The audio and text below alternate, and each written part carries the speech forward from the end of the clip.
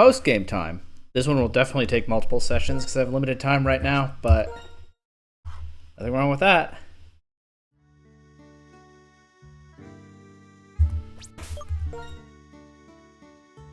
You know the team, right? Halifax the Reshiram, Steinbach the Swanna, Red Deer the Cobalion, St. John's the Tornadus, Toronto the Superior, and Charlottetown the Crocodile. I'm gonna give the Miracle Seed back to Toronto now.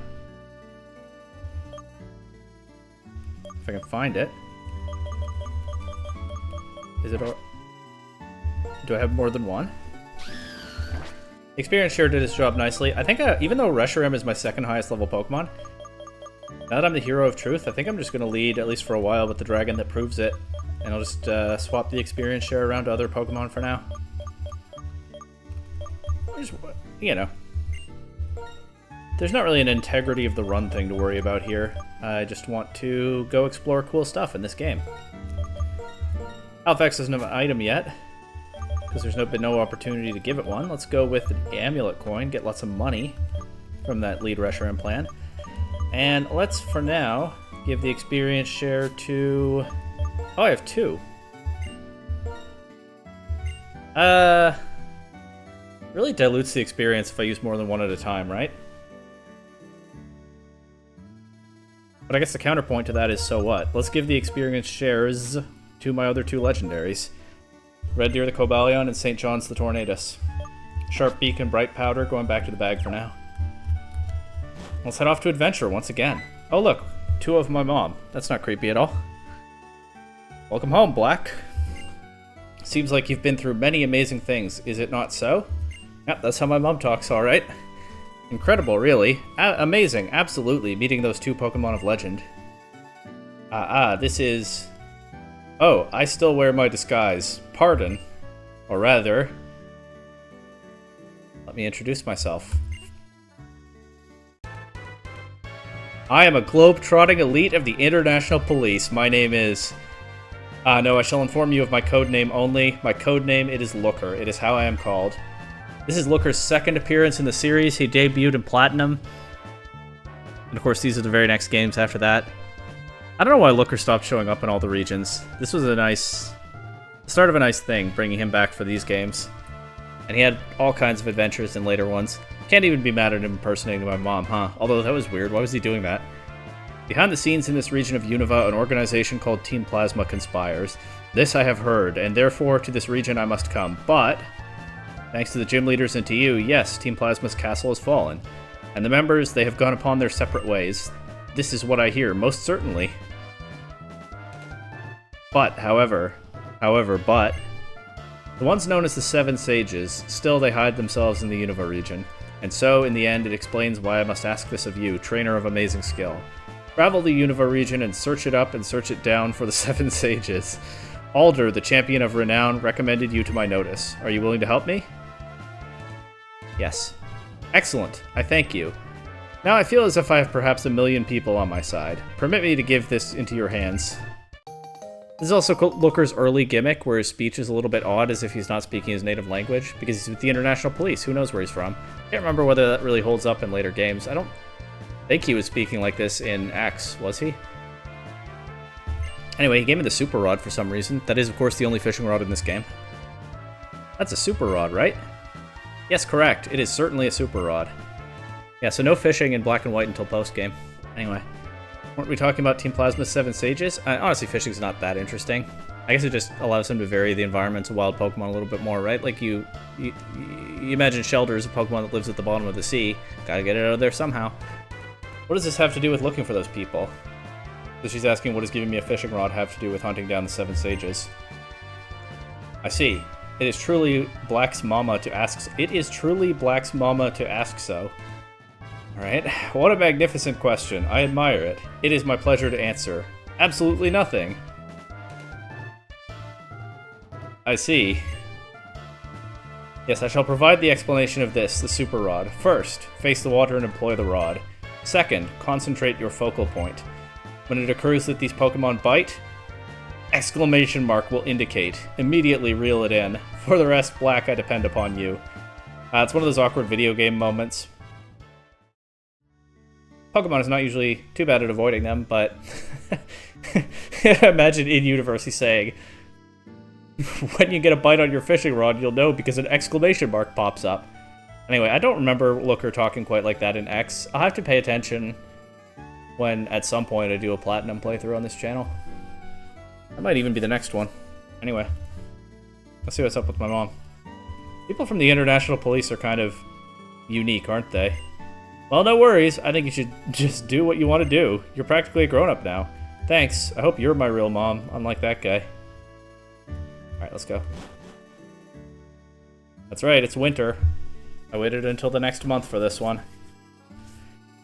Hey, Black. Is Looker through talking to you? I'm sorry. By the time I went to get to the Strident City gym leaders, everything was over. That did nothing to diffuse the fan theories that they were the Shadow Triad until, again, Black 2 and White 2 debunked that, the memory link scene. If that's the case, I let Getsus escape when the Shadow Triad created an opening. Getsus? The Shadow Triad? I'll tell you later about what happened in the castle. It's more important to ask what you plan to do now, Bianca. He hasn't told Bianca about how long has it been?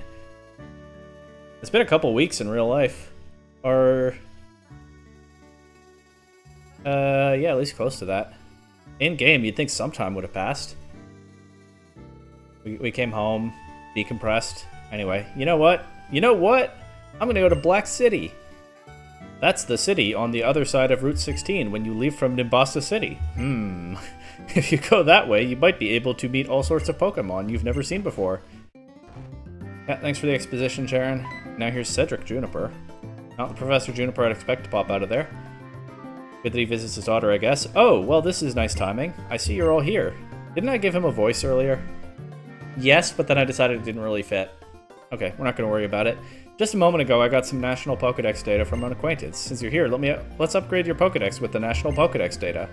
I'm sure you'll be visiting a wider range of places. Naturally, that means you'll be encountering more Pokemon. Let me see your Pokedex for a sec. Alright, National Dex, let's go. Bianca gets one, Charon gets one, and last but not least, got the National Dex. That middle stage of Pokemon games where you don't have to do anything special to get it, but also it still exists. Of course, the National Dex, I think, debuted in Ruby and Sapphire, and the way to get it was to trade a Pokemon from Fire Red or Leaf Green. So it kind of felt like a special secret thing back then when I was a kid, and my friend told me it existed and traded something to me to demonstrate. At this point, it's just a normal part of the games. And someday it will fade away forever. There's not really a point to what I'm saying right now, is there? But we're looking at Pokemon history here. You can now switch your Pokedexes to the National Mode Pokedex. Completing the National Pokedex will surely be a big challenge, so take your time, enjoy yourselves, and meet lots of Pokemon. And he's off. Okay. Happy to. Can I get out of the dialogue now? Wow, the National Pokedex. Guess not. It looks like there are tons of Pokemon I don't know yet. Oh, ooh! I want to show Mom and Dad my Pokedex. I gotta go. Let's meet again somewhere, okay? Huh. Bianca's as impetuous as ever, no matter what is going on. Okay. I think I'll travel all the way around Unova, starting at Route 1 again. I'm sure I'll discover lots of new things. Could be I'll encounter the 7 Sages along the way. And Black, if we spy each other along the way, let's battle again, okay? Now, there is actually a lot to explore all over Unova in the postgame. We will not be going to the new areas just yet. But I don't think I'll just do a trek starting on Route 1 either. I do want to check in on Bianca's family first. Let's see how her dad's doing. Let's talk to her mom first. Choosing one thing means having to give up something else, so of course it's very hard to decide. Yep, decisions have trade-offs. Even good decisions often have trade-offs. So it goes with the clash between me and N, right? Anyway, even if they're whatever the issues are with people training Pokemon and you know, the mistreatment that does happen, I suppose I've shut down a plan that would have prevented that, even if it was for the worse for the region overall. Good decisions have trade-offs too, most of the time. Anyway, let's see what's up with Bianca's dad, whose name apparently is Bianca's dad. Even if there are many things you want to do, you're only one person. It's frustrating, isn't it? Can be. Anyway, oh, I should talk to Bianca too. What am I doing? Anyway, Bianca's dad is cool now, obviously. Bianca sure has met a lot of different Pokemon. That's true. Okay, so I do want to find the 7 sages, and I have not yet looked up where they are, though I'm sure I will. Let's first take a look at Route 1 in winter. It's very different from spring with the cherry blossoms blowing around, and the reason I'm going here is actually I think one of the 7 sages is down this way.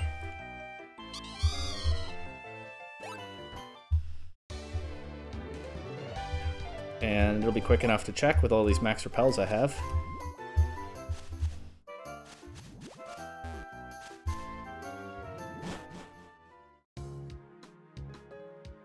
Remember this area? I had fun exploring out here.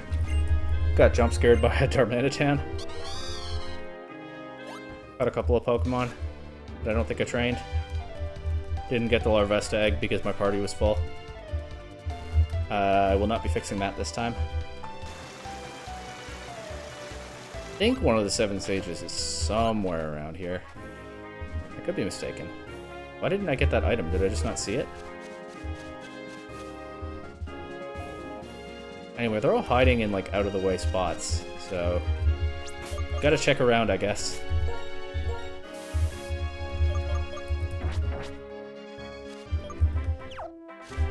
I just tried to move the max repels to the top of my bag, but I think I accidentally canceled it, so I'll probably have to do that again. I think I would have seen a sage down here if there were one. And there isn't. Oh, here he is.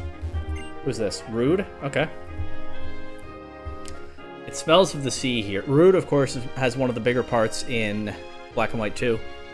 Let's see how his last interaction in Black and White goes. I don't remember whether I ever tracked down all the sages in any playthrough, even my first one. It smells of the sea here. This place has the same ocean smell as where I was born. Getsus wandered the lands of this world all over, collecting knowledge of all kinds while searching for like-minded people. From the moment we met, he understood what I desired, the ability to understand the minds and the needs of others. This is an ability that everyone needs to survive. My Lord N is a kind and excellent person who understands the hearts of Pokemon, but conversely, perhaps his ability to understand the hearts and feelings of people is not developed enough. But even that was part of the perfection of Getsus' plan. When it comes to Getsus, I cannot separate the truths from the lies. See this? I received it from Getsus, but I no longer need it. I hope you can put it to good use. Double Team?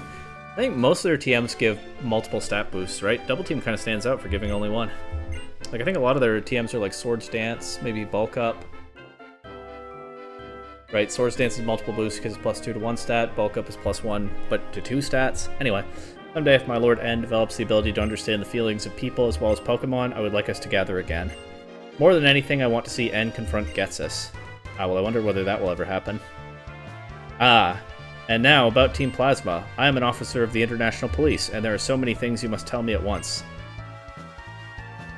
Is Looker tracking me, by the way? He's always going to pop up promptly in these moments. It's not really, if you think about it, any less creepy than him impersonating my mom for no apparent reason. Obviously, we all love Looker, right? But he does some odd stuff in this game. Call it early installment weirdness, maybe. It is his second appearance. If that is what you desire... Oh, that's all he has to say. Okay, many thanks. Now, Getsus notwithstanding, there yet remains but 5 of the 7 sages still at large. What it is they are thinking, what it may be they are hoping, this is the information I have need of. Quick and soon, say I. I never thought much about the non-Getsus sages as characters. Some of them stand out more in Black 2 and White 2. They're easy to kind of lump together in Black and White. Rude is interesting there because you can tell that he was taken in by Getsus's manipulation, and you can tell he's starting to break out of it, but he's definitely not all the way there yet. He calls Getsus, or at least he implies that Getsus is a like-minded person to himself, which is, judging by Rude's role in Black 2 and White 2, pretty clearly not the case. They definitely have very different views, but Getsus told him a very compelling story, or one that he found very compelling. And you can tell that he still partially believes it now, even as he's starting to break away. It sets him up nicely for his role 2 years later. That's a good little interaction there. And he talks up N as the hero, which is totally fair. N is the hero. He just needed to learn some things to be set straight, you know? Anyway, we're gonna fly to Striaton City now. We're gonna go to the Dream Yard. Because that's definitely an area that opens up somewhat more in the post-game. We're gonna see a few things there, and I think one of them is another of the 7 sages. Also, I haven't checked about on giving TMs to my Reshiram. I just remembered that. I did want to teach Hyper Beam. I bought the TM just to teach it to Reshiram. Dragon Claw, it's physical. I don't think we need it. Hyper Beam. Yeah, I have Dragon Breath already. I think that's fine. Of course, everything on my team can learn Hyper Beam. Most fully evolved Pokemon can. I'll delete Slash for this. Then I have Dragon Breath, Hyper Beam, Extra Sensory, and Fusion Flare. That's pretty good, but I'll check my other TMs. I think Reshiram can learn Solar Beam. I don't really think I'm interested. I'll just Dragon Breath the water types. I don't think there's any need for Shadow Ball.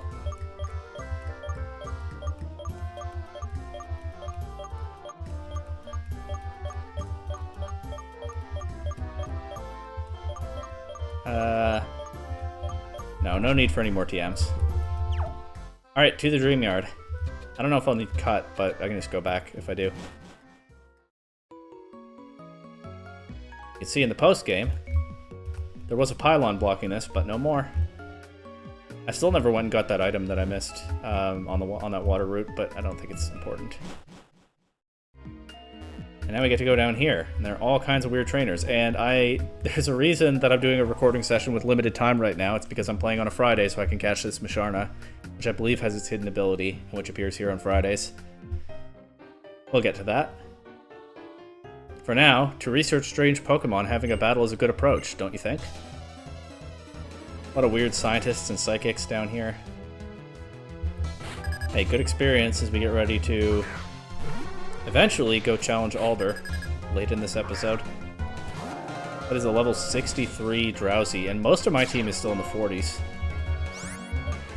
I don't think Drowsy gets synchronized, right? So if I get a Dragon Breath Para, that won't backfire on me.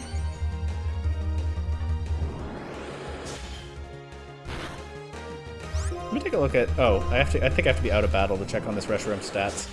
I keep thinking about the fact that I got an Adamant Reshiram in my first playthrough, and was totally fine with just keeping it, but yeah, it didn't hit as hard as I wanted. Anyway, we beat this Drowsy without too much trouble. It's 13 levels higher, but it is still a Drowsy, I guess. Maybe I should be using the Lucky Egg instead of the Amulet Coin. I think I will make that change after this battle. Alright, so this is a little bit stronger, I would think. It has Forewarn. I don't know if the Drowsy also had Forewarn. I didn't pay attention to that. Maybe there was no need to speculate about its ability. That Dragon Breath is not doing much. The reason I'm not switching to Fusion Flare yet is not a lot of PP. And also a Para would be nice. But yeah, Nasty Plot Hypno is pretty scary. I should be able to beat it. I think a lot of my team will outspeed and just accumulate, you know, too much damage. But not as simple as a Reshiram sweep. I still want that Para if I can get it. Okay, there will be some backtracking in this Dream Yard trip. I forgot just what a level jump this is. But again, good experience for the league. Let's go Charlottetown here.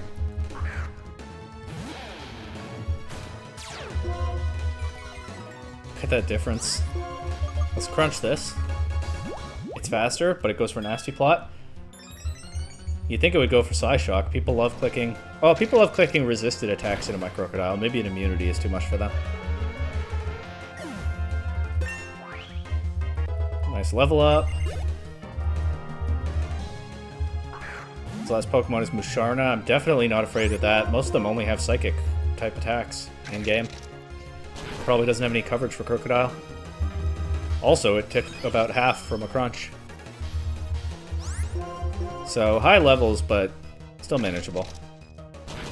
That was just the first trainer, though, and I'm already going to go back to the Pokemon Center and heal Halifax. Getting my other legendaries leveled up. Gonna be good, because I'm sure Alder will be not the easiest battle ever. Although I don't remember it being an especially hard one.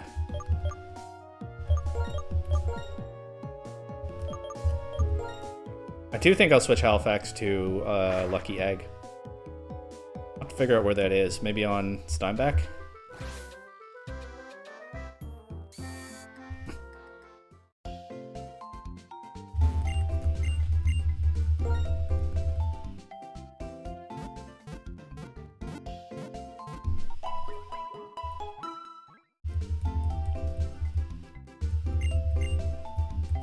Alright, let's see. First, let's look at my Reshiram's stats. Okay, looks like a calm nature. That's better than adamant. Yeah, lucky egg on Steinbach. I'll just make a swap there. Give the lucky egg to Halifax. What items do my others have? Miracle Seed, I know. Black Glasses. Okay. I'll just give, yeah, the Amulet Coin to Steinbach then. Now we can level up a bit more quickly. I know some of these trainers have steel types, so I should be able to just Fusion Flare through those. And start catching up to them level-wise.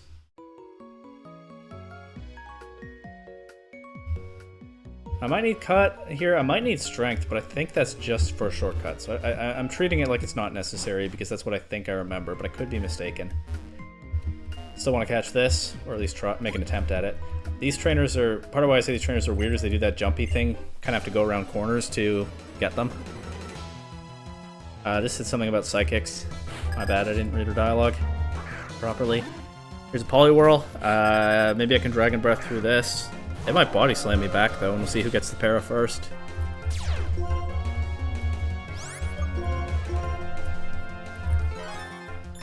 They start with X items here. The last guy did as well. That's a little bit of an advantage, of course, because... yeah, I mean, that X speed is going to be nicely offset by the para, but what I was going to say is... kind of waste a turn. Gives me a free chance to get an attack off. Unfortunately, I didn't quite 2-hit KO this Poliwhirl. Thankfully, I don't take the Mud Bomb accuracy drop. This Poliwhirl drops. I'm gonna have one strong Reshiram after this. Here's a Masharna. I think I'll just switch to Charlottetown, honestly. Why mess around with this when I have a Pokemon that probably just hard walls it?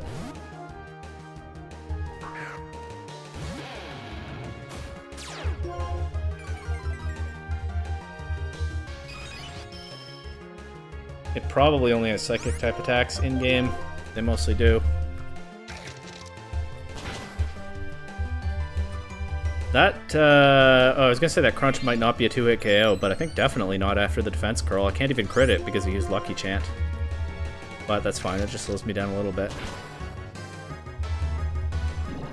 Maybe more than a little bit. But I still don't think it can do damage, so whatever. Just spamming Defense Curl.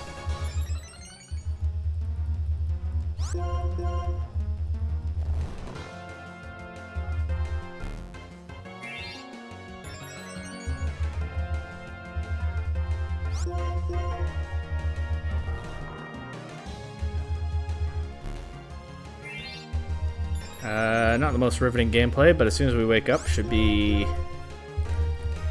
resolving this one quickly. Yeah, all those defense curls and still didn't take that last crunch.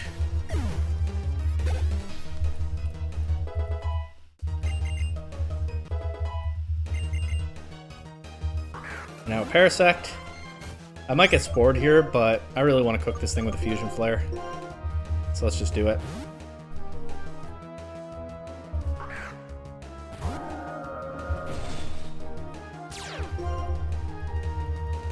Look for growth.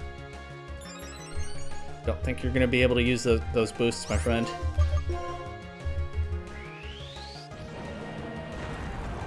Look at that big legendary signature move, and it's not even Reshiram's strongest one.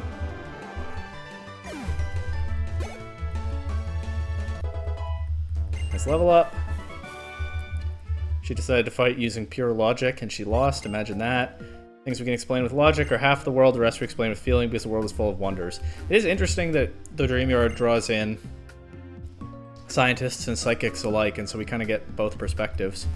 Pokemon are full of new discoveries. And they seem to take an interest in each other's perspectives down here. Almost felt like I almost got to battle that guy. I'll just wait around the corner, he'll inevitably come back. This is a power spot. It awakens your dormant power. I suppose that would be of interest to both scientists and psychics, wouldn't it?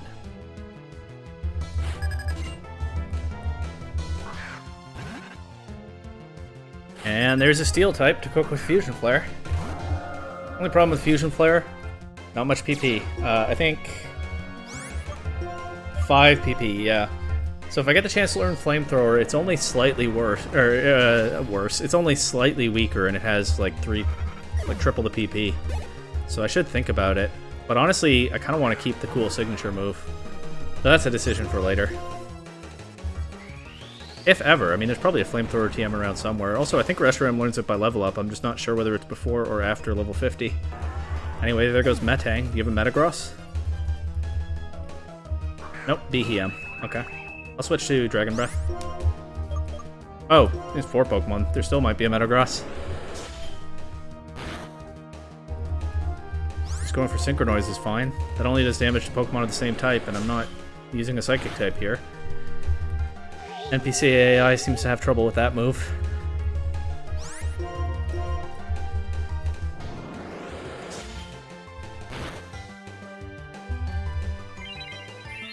Oh. Alright, let's switch to Charlottetown just to get bigger damage with Crunch and not be stalled out here. I could fish for Dragon Breath Para, but I don't think it's worth it.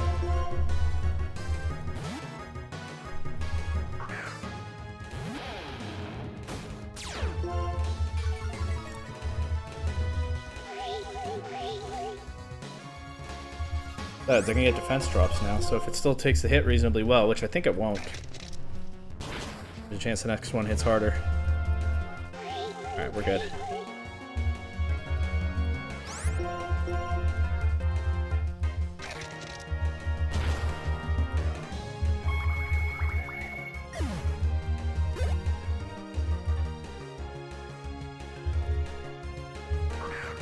And last is Reuniclus, no Metagross. This could have Focus Blast or something, but let's just try.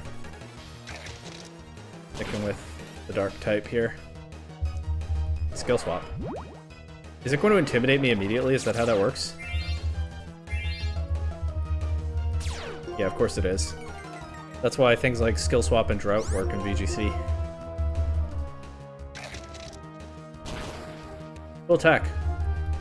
Dizzy Punch, though. A little bit of an underwhelming follow-up. Especially from a special attacker like this. We can just close this out with Bulldoze. I guess I could have used Dragon Claw. That's not actually useful for all that many things. But whatever. Psychic Tommy was defeated. Ah, he runs away before I can talk to him. Let's try that again. To tell you the truth, everybody has Dream Mist. Because if you can make a dream come true, it's the same as having Dream Mist, right? I have no idea what he's talking about, but some cool psychic stuff, no doubt. For my research on dreams, I will research your dream. Well, you've come to the right person. Look at my, just look at my lead Pokemon. Oh no, a Fairy type. Just kidding. It's Gen 5, there's no Fairy type yet. So yes, level 64, kind of scary, but it's still a Jigglypuff. Let's just Dragon Breath. I don't think a dire hit is gonna help that much here. No, it's not even going to get an attack off. What's our other Pokemon?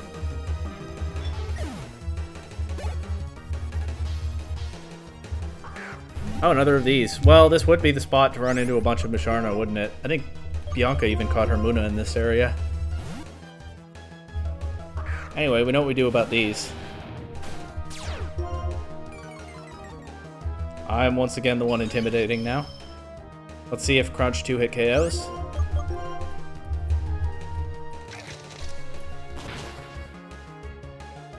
Probably. Oh, but it could spam Defense Curl while I'm asleep. We'll see.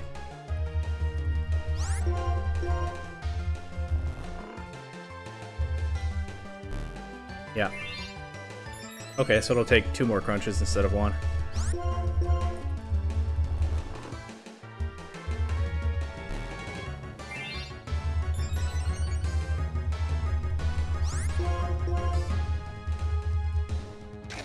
Oh. Nice drop. Might actually make the difference to KOing with the next one.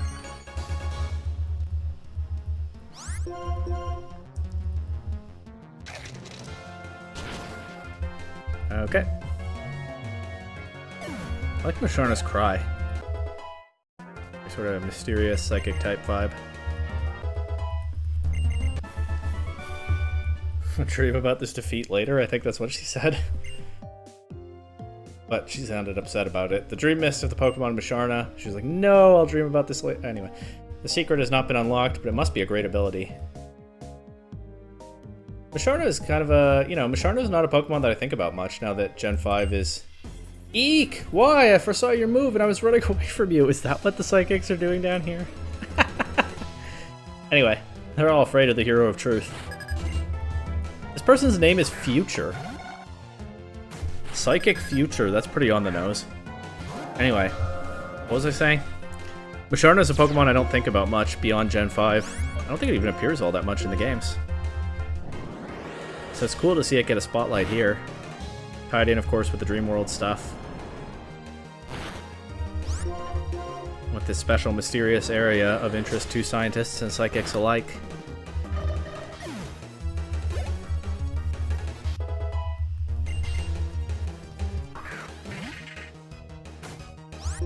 Please don't use Destiny Bond. Snatch is fine. Just attacking. Not gonna do anything.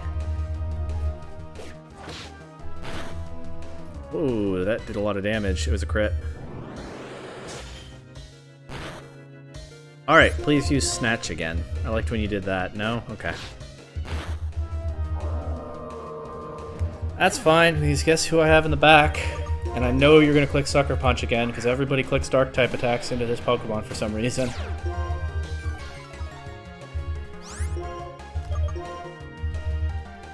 No Sucker Punch. Maybe it went for Feint Attack. Charlottetown is leveling up nicely against all these Psychic and Ghost types. I'm not interested in Sandstorm. Charlottetown is just going to town here. We can crunch this too. And actually, it's just as well to go to the Pokemon Center after this because I'm running low on crunches. They're just so useful in here. That almost KO'd. Everybody's clicking a Ghost-type attack into my Dark-type. Granted, this might only have Psychic and Ghost coverage. Ominous Wind might actually be its best option.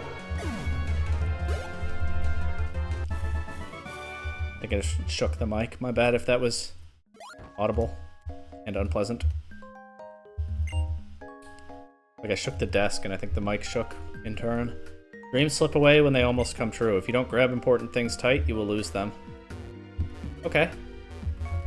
That's a little bit more intelligible to me than what the other Psychic was saying, and maybe food for thought. Dreams slip away when they almost come true.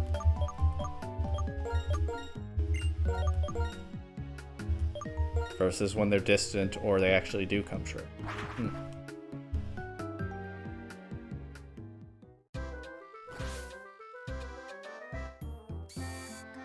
Why is it so hot right now in this room? Well, feels weird that it's winter in game while it's August in real life, and my province has banned hiking because it's afraid of forest fires, and my local municipal area is asking us to voluntarily use less water so that it won't have to implement restrictions. And here in Unova, nice cool winter time. Almost rather be there right now. Not a hot weather guy. Oh well. Guess I better get used to hot weather in real life, or the rest of my life, if you know what I mean.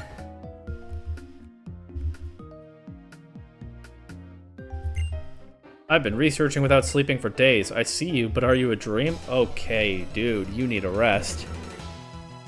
This guy's like bridging the gap between scientist and psychic. He's running around like the psychics and he's losing touch on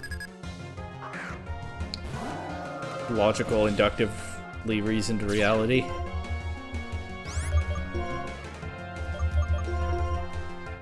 And here's another Musharna, of course.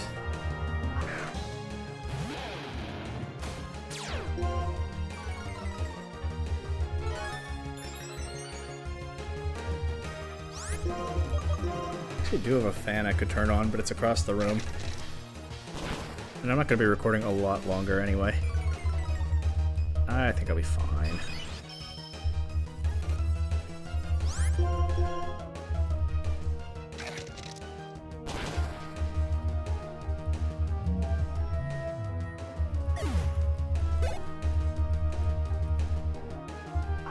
Ooh, Stantler.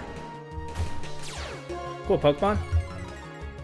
Didn't get a ton of attention in the games until it could turn into Weird Ear. And very thematically fitting for this area. I guess a lot of the Pokemon are that these people are using, right? I mean, a lot of Psychic and Ghost types, of course, for a mysterious area with... Ooh, do I want to click... Do I want a Sacred Sword when it's using... Let's do this instead. And now, of course, it doesn't go for me first. Flash Cannon over Iron Head so the Stantler doesn't flinch me if he uses me first. Anyway. Yeah, I don't want to be taking a boosted power Sacred Sword. I guess the Poliwag line are fitting for this area because they put things to sleep. That's kind of one of their main things. Psychic and Ghost types for a mysterious area, plus the hyper-intelligent Beldum line, helping with the research, no doubt. Stantler is a very fitting Pokemon for this area, and for this guy specifically, because of course its antlers sort of warp a person's perception of reality. Oh my god. That's part of Stantler's main thing. I'm gonna switch out. You know what? I think this Stantler needs a Hyper Beam to calm it down.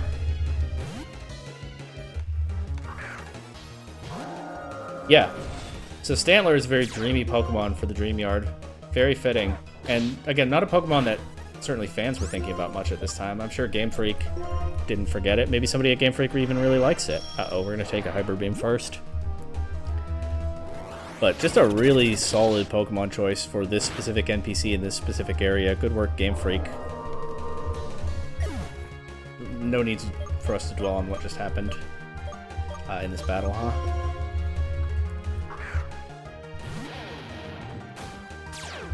That Hyper Beam, safe to say that Hyper Beam TM has been a net negative so far for me.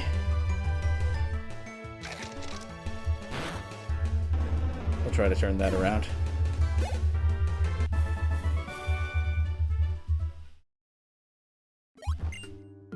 Talking about dreams, Fennel's Pokemon Dream World, I assume. That is some great research. Are you doing Game Sync too?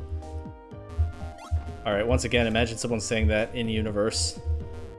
That is just absolute nonsense. But that guy was kind of losing touch with reality, wasn't he? Which is why I talked up what a good Pokemon choice Stantler was for him.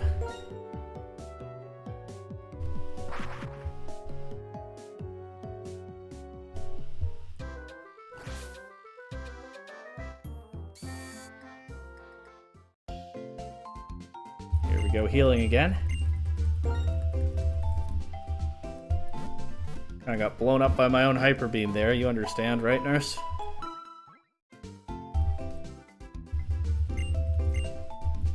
If I just used Fusion Flare, that wouldn't have KO'd. I mean, it would have KO'd the Stantler, but, you know, I would have gotten the attack off and been able to do that. But it just seemed like the perfect chance to click the Hyper Beam button, apart from that one small issue.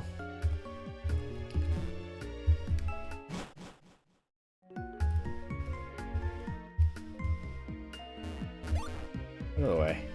Supposed to be running away from me, aren't you? Haven't battled this one yet. Hmm? That's how you showed up?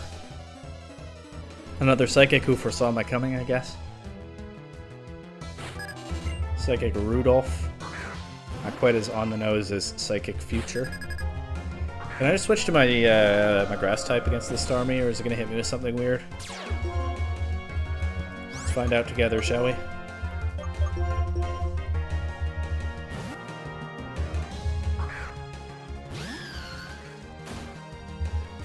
Rapid Spin. Well, that's not really anything to worry about. I actually don't want to bother Leech Seeding it though, because Rapid Spin removes Leech Seed. I just went straight for a Leaf Blade here. Let's see if I break through Confusion. But if it has Rapid Spin and Confuse Ray, it's not an especially scary Starmie. I think it might have Hydro Pump though. Swift. Only one move slot left for something actually good. Might be Hydro Pump. We won't get to find out. That wasn't even a crit. Leaf Blade just one-shot it. That experience share really paid off for Toronto here, huh? Oh, and there's a Wobbuffet, but you know what? Wobbuffet's another cool, weird Pokemon for this area, plus it's a Psychic type. I'm sorry, this is not going to be a great viewing experience, but I can just beat this with Leech Seed and then click and Coil forever. And I never have to worry about a counter or Mirror Coat. Obviously I can't switch out because of Shadow Tag, but this is my best Pokemon for this anyway. Look at all that recovery too, because Wobbuffet has such high base HP. Not going to be a great viewing experience, but very safe and sound way to beat this Wobbuffet. I guess at some point I can just go for the boosted Leaf Blade anyway to speed it up. Because it'll surely KO. Maybe I'll do that when Wobbuffet gets to yellow.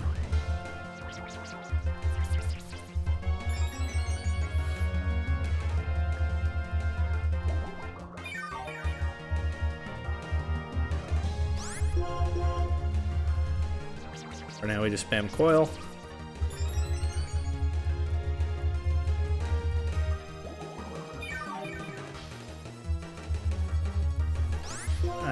I could probably just Leaf Blade here, but I'll do one more. Gets +4, get Wobbuffet out of green HP. I could just Coil until it faints. Oh, we might as well speed this up a little bit, right? That's how you beat Wobbuffet.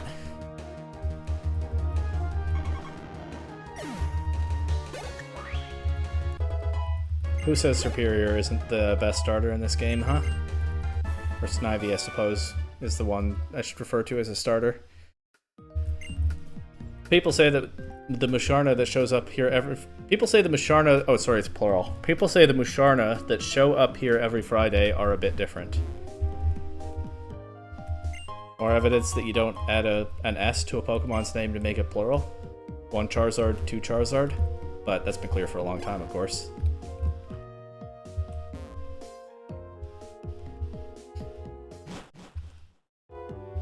Oh, and there's our Sage. I think it's Gorm. I think he's gonna pop out and jump scare me like he did in the forest. Or did he do that, or is that Black 2 and White 2? Doesn't matter, I think it's the same guy is the point. He just bumped into me, did you see that? He knocked me sideways. He didn't just run up and scare me, he tackled me. What the heck? Boo!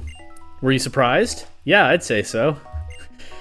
Oh, trainer who destroyed our castle. I was quite surprised by you. If you surprise them, both Pokemon and people leave themselves open. While they're in a state of surprise, they can't use their powers like they normally would. Our intention was to surprise people by making our castle appear and showing off the legendary Pokemon. At that moment, we planned to deeply impress people's hearts with the awesome power of Team Plasma and the brilliance of the new world. Now that I've seen the strength of spirit in you and the gym leaders, I wonder how effective that strategy would have been after all. Maybe that strength of spirit is what's needed to take Pokemon to the next level? Hi. I'm sorry to have wasted your time with this silly conversation. Take this with you. Okay, he gives me Sword Stance. That's a good one. I could teach that to Red Deer right now. Drop Flash Cannon. I think I will. My Lord N's dream. You were the one who put a stop to that. Please don't ever forget that. And here's our guy, somehow right on time once again. Ah. And now, about Team Plasma. I am an officer of the International Police, and there are so many things you must tell me at once. Musharna is said to appear here. Its dream mist makes you see dreams, but they are nothing but illusions. The dreams you realize with your own abilities are the real dreams. Accept my thanks. Now, Getsus notwithstanding, there yet remains but 4 of the 7 sages still at large. What it is they are thinking, what it may be they are hoping, this is the information I pursue. Until we meet again. Okay. I kind of like Gorm. Kind of like how Gorm is characterized there. Gorm, I believe, is also one of the 3... Well, I guess Getsus is one of the 7 sages, so 4 of the 7 sages appear in Black 2 and White 2. Gorm is one of the 3 non-Getsus ones. He just makes like a minor appearance where he shows up. And it kind of seems like he's moved on from Team Plasma. If I remember right, he's like, I'd heard that one of my old allies was about to do something foolish. But by the time I arrived, you'd already stopped them. I don't think he really says anything about whether he approves or disapproves of Team Plasma's goals at that point, but he's just like, he's done with it. He thinks its time has passed. But that's for that game. Here, what I like is that he sort of shows the value that the 7 Sages bring. You know, the 7 Sages, they don't do a lot for Team Plasma throughout the games. They kind of just show up and philosophize. And they have that clash with the gym leaders. That's kind of a cool moment, I guess. But the idea, I think, right, is that these are old men who can strategize for Team Plasma. They're men of wisdom, even as they're totally manipulated by Getsus. And so they're able to sort of set a course for how Team Plasma can use its... Team Plasma is a very particular way of carrying out its plan, right? Gorm talked about the shock of the castle popping up there. That was part of it, of the deal. They were trying to use a big spectacle to get people to do as they willed. And so you can see Gorm's perspective on things, right? He's, again, a man of learning, a man of philosophy. He's thought deeply about the role that the element of surprise can play in advancing one's goals, and so that's part of what he brought to the table as one of the top minds of Team Plasma. Maybe it's a simple thing, but it's kind of a nice touch. Team Plasma has a lot of, well, relatively speaking, a lot of layers to it for an evil team in the Pokemon series. The 7 Sages, it doesn't really shine through most of the time. Most of them are pretty forgettable characters, at least in Black and White 1. And then like, half of them don't even appear in Black and White 2, but that was just a nice little moment there of, I said characterization of Gorm. I guess it is, but it's sort of like just fleshing out Team Plasma a little bit more as an organization, really.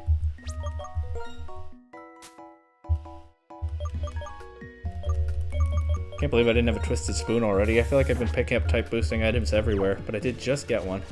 Oh, I was going to teach Swords Dance to Red Deer.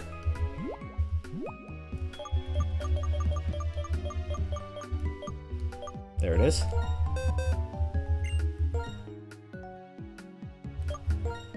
Toronto could also learn it, but I'm good with Coil. I like the bulky setup. In-game superior. With the Leech Seed and Giga Drain helping to stay healthy. And yeah, Strength is just a shortcut to get out of here and then to come back later if I want for some reason, but there's no need for it. So I'm not going to go get a Strength user out of the PC. Dream Eater, of course. If that's going to be a TM, this is going to be where it is. Now let's do our one attempt at this Musharna. I don't have a Will-O-Wisp user anymore, so I'm just going to swap to Toronto and Leech Seed it. And then throw balls. Mushar?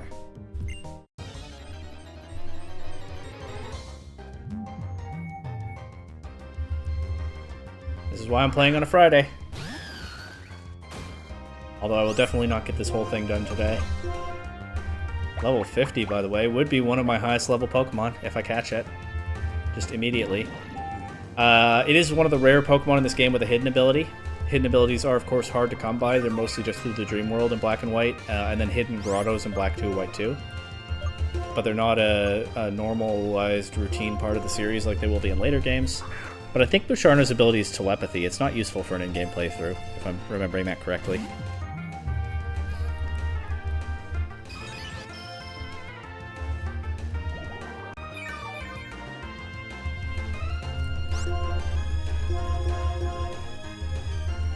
Anyway.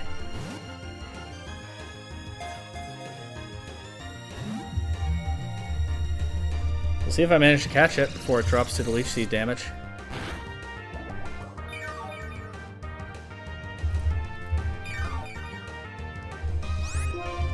Not quite a legendary encounter, but I decided to treat it basically the same way for the purposes of this playthrough.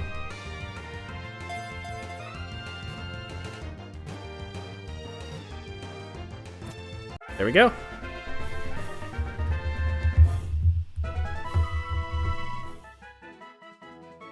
The mist emanating from their foreheads is packed with the dreams of people and Pokemon. And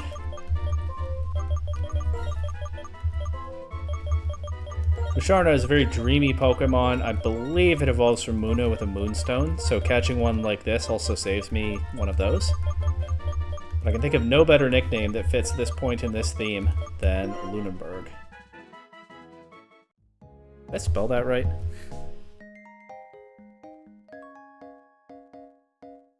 Yeah, I did. Okay. I don't know why I hesitated on that one. Alright. That was Misharna. What's next? That was the Dream Yard. Maybe not the most point to it. Yeah, one of the few hidden ability Pokemon you can catch in a game. That's kind of cool. That's not an especially good one. Ties into the dream theming of this game. But just a neat little mysterious area with a lot of mysterious NPCs who talk about mysterious things. Adds a little bit more flavor to the region. Can't say I dislike it, that's for sure. Where to next? Castelia City, I think. One thing I want to do there.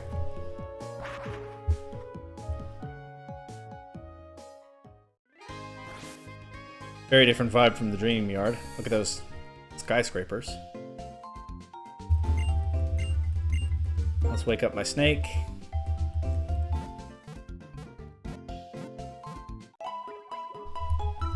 Free healthcare means you can go to the doctor just to wake up from a nap. Am I right?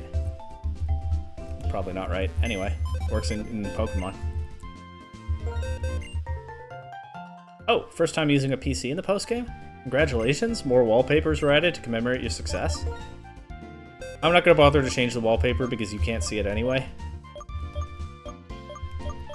But I think there are usually some nice ones when this kind of thing happens in game. Box 1 is now full, by the way. That Misharda just went into the last slot in box 1. I forgot that I named my Heatmore Corner Bro because I ran out of characters for Corner Brook at just the perfect time. We got Deer Lake, we got Moose Jaw, and here's Lunenburg. And yeah, the hidden ability is Telepathy. Not an amazing moveset either. Defense Curl, Lucky Chance, Side Beam, Hypnosis. But if you're a big Misharna fan, you can catch one on Fridays in the black and white postgame without using a Moonstone. Now, where am I trying to go? Is it this pier? I don't know my piers. Nope, not this one.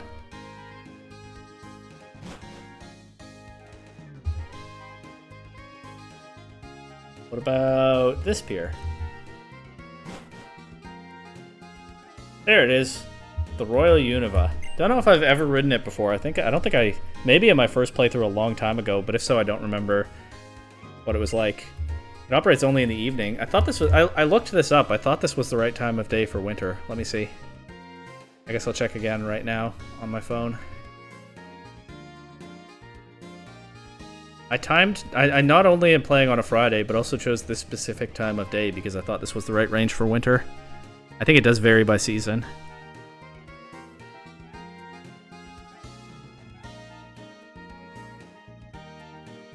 Yeah, Cerebi says it's the right time. Basically 4 to 7 p.m. and it's about 5 right now. Let's see what Bulbapedia says.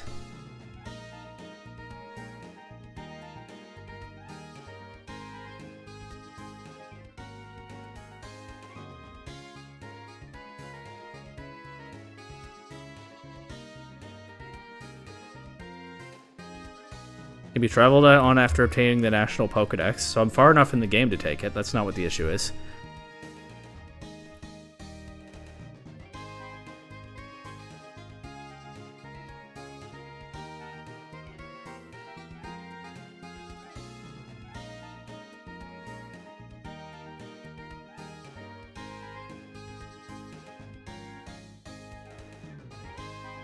Okay. Cerebi said 4 to 7 p.m. Bulbapedia says 5 to 7. Good news, it'll be 5 p.m. in literally 1 minute, so... This timing should work out nicely. But yeah, how about that? We caught an error on Cerebi.net. I know people are a little bit polarized on Cerebi, but he usually has good information. Just a little bit off this time. I could wander off, but like, again, it'll be 1 minute. You good if we just chill here? Let's just sit on a bench. Can't actually do that in this game. Let's just sit on a bench. Okay, see, the sky just got darker. You can tell it's 5 o'clock now. The Royal Unova... Do I have to leave the pier and come back? I don't think Cerebi and Bulbapedia are both wrong about this one. I don't think that's what's going. I don't think that can explain it. Maybe I just have to leave and come back. What? Alright, I'll go do something else, and then I'll come back. I'm gonna leave Castelia City entirely. Let's go to...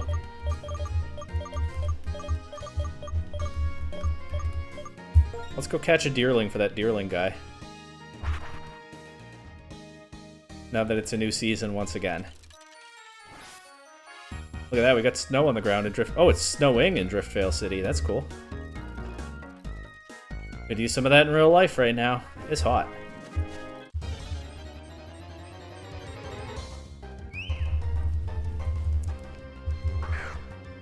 And we also could just use precipitation. This is, of course, way before snow became a mechanic, so it's actually hailing. Actually, that did look like hail falling in Driftvale City in here. My bad. It's not snowing, it's hailing. I'm not sure I'm as interested in seeing hail in real life right now as I am snow. There's a winter Deerling.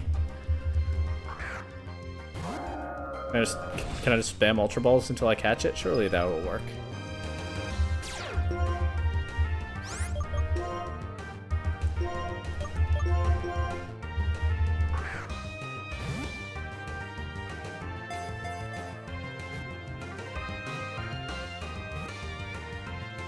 Yep. Add one to the Deerling box. I guess it'll actually be automatically sent to box 2 because box 1 is full. Well, let's go get it out of the PC and show it to that scientist. A lot of interesting scientists in this game, huh? No wonder Black 2 and White 2 decided to add an interesting scientist to the main cast, so to speak.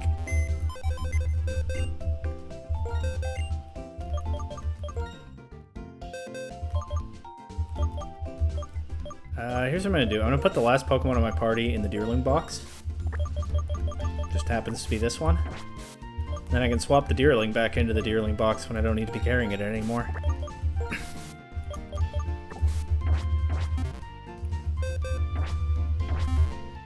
Alright, back to Route 6.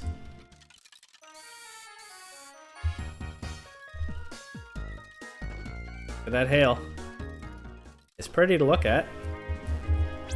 Bet the player character doesn't love it falling on his head. I know I could take surf shortcuts, but I have so many max repels. I don't feel like surfing. It's a pretty small shortcut. Anyway. When the destination is just over here. How about it? If you don't mind, would you please show me what Deerling looks like now? Deerling's winter form. The luster of its body and its coloring is like the slope of a mountain. The scent emanating from it is also like fresh snow. I do like this guy's sort of poetic descriptions of the Deerling forms. Gives me a little bit more appreciation for them when, of course, Sawsbuck shines a little bit more in the seasonal diversity of its appearance. But I like the snowy mountain vibe that he uses to describe winter Deerling. He wants to go catch his own Deerling right away. Do it, bro. Has he actually been doing that? They have a summer one and a fall one in there, which are the 2 seasons I've shown him before. Yes, they also now have a winter one. I didn't realize until now. He is going out and catching his own Deerling. Green Droon. Good for him. 1 season left, of course. And we're not going to Castelia City just yet, because I'm pretty sure one of the 7 sages is in Chargestone Cave, and I'm pretty sure I even remember where within the cave he is. No idea which sage, though.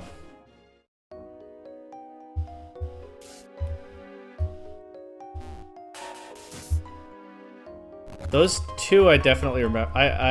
Yeah, I guess I vaguely remembered that one of them was in that water area. Enough that I thought to check it out. I definitely remembered the ones in the Dream Yard and Chargestone Cave, and I know there's one like near the Abundant Shrine in the post-game East Unova area.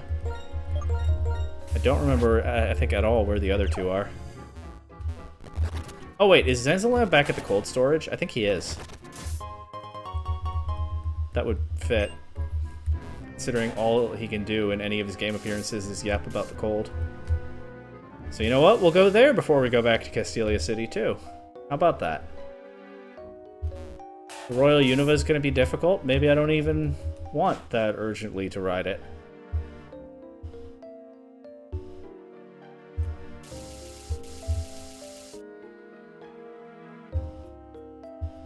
My actual working guess right now is that I just needed to leave Castelia City and go back. But hey, might as well do some other errands along the way.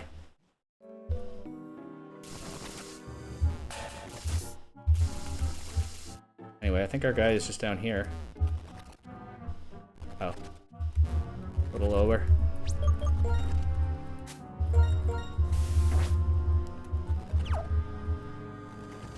There we go. It's Bronius. This guy doesn't appear in Black 2, White 2.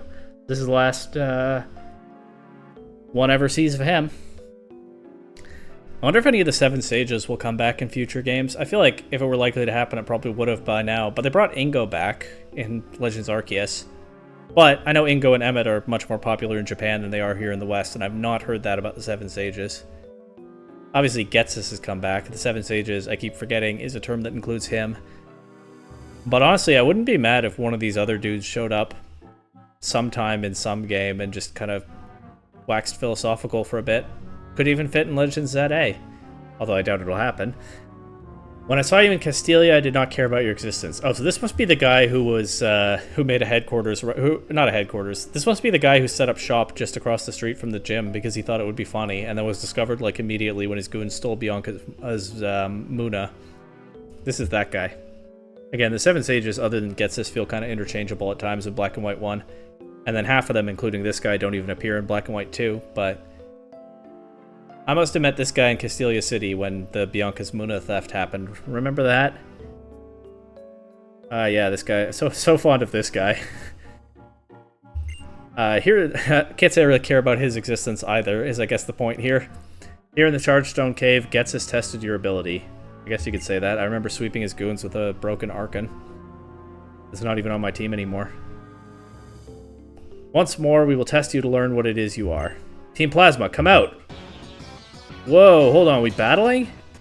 You guys still have grunts? I didn't remember this.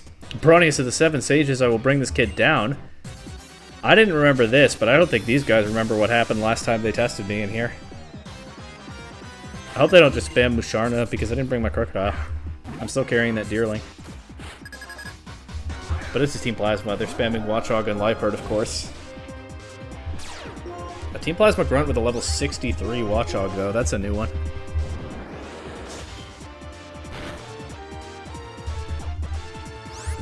Another Dragon Breath will probably KO. Did it miss a Super Fang? Is that what that just was? Oh, it's going for Hyper Fang, but it can't seem to connect to save its life. Just avoids a 2-hit KO, but not avoiding this. Yeah, Team Plasma Grunts are just as good as ever. Their convictions are really weak at this point. I guess that makes sense after I took down their boss, or their king, rather.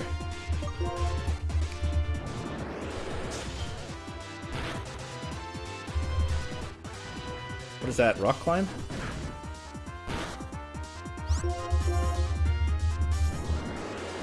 Yeah, not a single strong conviction to be found among these guys. At least this Scrafty's landing its attacks. That's actually doing some damage. I'm not getting lucky with paralysis for the most part. There was one time. There's a para. Alright, Dragon Breath is, I believe, a 60 base power attack. There's a chance to KO here. With Stab, it's only 90 base power, though. And you know what's stronger than 90 base power? That's right, it's time for Hyper Beam to finally come through. No me first this time. He goes for Focus Punch. Just need to land the attack.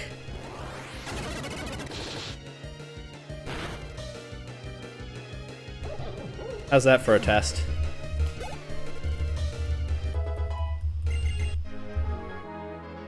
Strength that beat my Lord N. I see. It cuts to the bone. I think that's what he said. The text goes by so quickly. This kid is the real thing. Because of you, I'm now X-Team Plasma. Being an X doesn't sound cool, does it? How are you going to make it up to me? That's funny. That guy said I was the real deal, though. Why are you battling me, too? You just mad about being an X?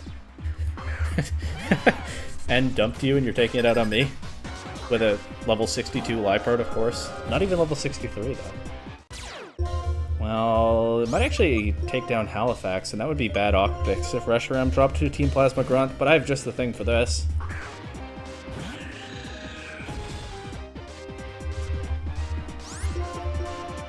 I'm gonna try out another new move. Oh, I'm gonna get a Justified boost here, too. But might as well go for +4 attack. Or, I am doing that. Might as well go for +6 attack. Assuming it lands another dark type attack into me. One more sword stance is all we'll take. Okay, we're gonna get +5 here. I'm gonna read that she sucker punches me again. And gets me to +6. As here I go for Sacred Sword. Night Slash, that works too, because the Leopard's faster. It's +6 attack. With only 2 sword stances. Goodbye, Leopard.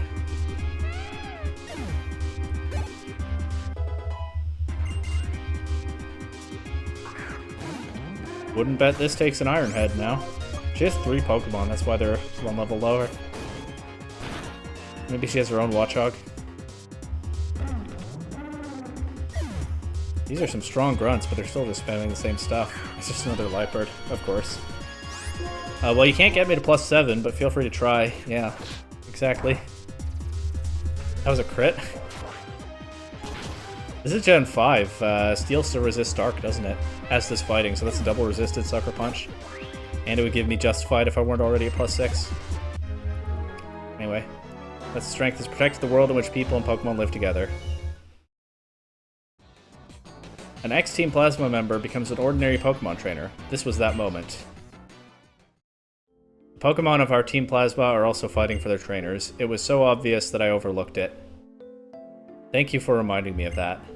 Here, I'd like you to take this. That's a good point. I made fun of their weak convictions, but... you know, their Pokemon bonded with them and stood by them just like everyone else. Should have thought of that sooner, huh? Pokemon do their best for their trainers, even when they are injured.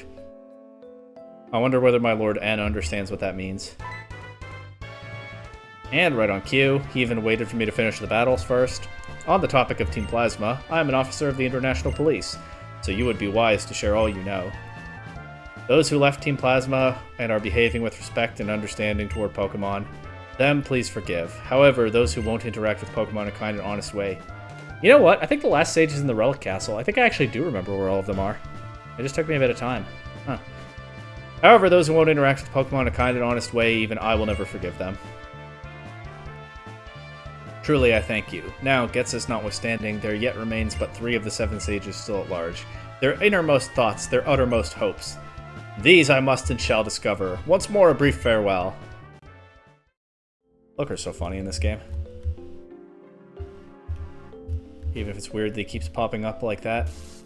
And that he impersonated my mom. I haven't forgotten that one, Looker. Hard to see what the point of it was, but yeah. Cold Storage, Relic Castle. Cold Storage, the guy who was hiding there earlier. Relic Castle, the guy who was skulking around there earlier. Makes sense, right? It's still hailing here, too. And then I think the last one is in... out near the Abundant Shrine. Maybe I have found all of them in a playthrough before. Now, if I'm right, obviously we won't find Getsus. If I'm right, it took me a while, but I did actually remember all their locations. Good job, me. No need to look them up, perhaps. We'll see if I'm right.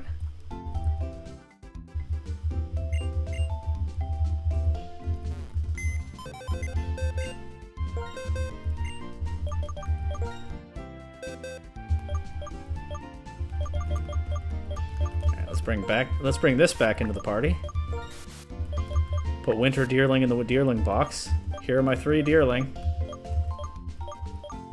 They don't stand out that much from each other visually, they're just different colors, but that dude's description really does give it some extra flavor. And it's neat that I noticed now that he is actually catching the Deerling forms himself after I show them to him. They're gonna have a nice little Deerling herd once I get the last one. I do think there's a sage around here somewhere.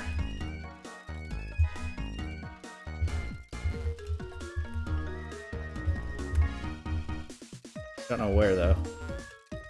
If I had to guess, probably on that narrow path west of the cold store. Alright, it might be inside the building, actually. I'm gonna guess inside the building, but I'm gonna check the outside first. Because I'm here.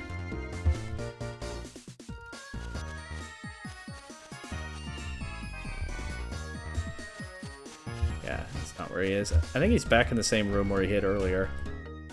Because that's how creative this guy is. This guy's really gonna be... I mean, I don't have high expectations for what he's going to talk about here, considering his role in Black 2 and White 2. This guy's kind of the chump of the Seven Sages, isn't he? And sure enough, there he is. So you returned. You're an odd trainer. Alright, I've got time enough to satisfy your curiosity. Breathing. Having a heart that beats. That is simple existence and nothing more for a living being. That may be the definition of living, but I don't think that defines life. The experiences of joy and suffering are a vital part of being alive. Getsus gave me the sensation of being truly alive. What did he mean to accomplish? That isn't what's important. Right now I'm shivering. I'm suffering, but I'm alive. Pokemon and people live by being together and relying on one another. That might be how you feel. If that's so, is it necessary to separate people and Pokemon? By talking to you, I've discovered that there's much I need to think about. I wish I had more to give you in thanks. Here, take this. One claws? I wish that thinking would go better for you than I know it's going to. This guy's really on his suffering is living kick. And we saw Rude start to break away from Getsus' thinking. I think we saw that in Bronnius too. Gorm was more neutral. We know this guy is not going to break away. He's going to keep on suffering, keep on living, I suppose. My Lord N said that he wanted to make Pokemon perfect. But even if the relationship between Pokemon and people stayed as it now is, Pokemon can aspire to perfection. Indeed, I'm an officer of the International Police, and I demand to hear all you know about Team Plasma. It's too cold, and I'm already tired of shivering in here. If you'll give me some time to think, I'll tell you what I know, so take me with you. Thanks many times over. Now Getsus notwithstanding, there yet remains but 2 of the 7 sages still at large. The thoughts they are contemplating, the hopes they are anticipating, these are what I want to know. Until our next meeting. Yeah. Figures also that the guy who moans about being cold all the time is the one who will stick with Getsus when Getsus is trying to freeze a bunch of the region. But I guess that's what he considers living. And he's really stuck on that point while Rude is starting to, you know, broaden his horizons. Bronnius is at least considering things he missed. Gorm's just doing his own thing. Alright, we've made the Royal Unova wait long enough. Let's see if they, gonna show a little bit more respect now. That's not the right pier. It's this one right here, isn't it?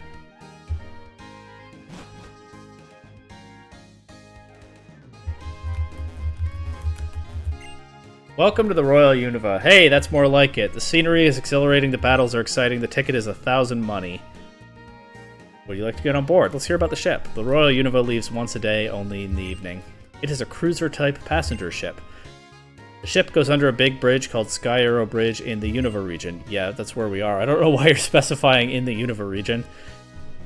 I kind of figured. Then turns around at Marvelous Bridge and returns to Castelia City. We'll let you know when it's time to leave by blowing the whistle 5 times. From the deck of the world-famous Royal Unova, you can enjoy a spectacular view. And the passenger cabins are full of trainers who love to battle. Please enjoy the view and the battles. Note that as sea gears may affect radio signals or instruments in the ship, we ask that you refrain from using them. That's a nice justification. Thank you. It's like I'm getting in a plane here. I don't know if I've ever done the Royal Unova before, but I'll do it now. I think I do just have to leave Castelia City and come back. Now, if the view is so nice, my first thought is to admire it. Thank you very much for sailing with us on the Royal Unova. The number of trainers aboard the Royal Unova today is 4. Please enjoy the trip. Does that include me? Probably not, right? Probably mean the number of other trainers. There goes the ship. Nice ship, nice view. Nintendo DS graphics, but that's to be expected in a Nintendo DS game. We're coming up on the Sky Arrow Bridge at sunset. I do like this view, actually. It's pixely, but it's pretty. Oh, if I move at all, I'm sent back down? I actually do think I just want to watch it. I could ride this again and battle the trainers, right? Another day. But if the view is actually going to move like that, you can't see the bottom screen, but my location is represented as a dot moving around on a little map. We're going under the Sky Arrow Bridge. I'm down to just watch the view. For now. And it's about time to pause the recording anyway, so maybe after this I'll just wait until another day and ride the Royal Unova again. Do some actual battles. But yeah, it looks like he just stands still on the dock, or on the deck. Oh, there's the Marvelous Bridge coming into view. Look at that. That does look marvelous. We'll check that out within this episode, but lots to do. We'll get there when we get there. I'm down to admire. Yeah, it looks like if I move at all, I'm sent back downstairs. So, who needs to move?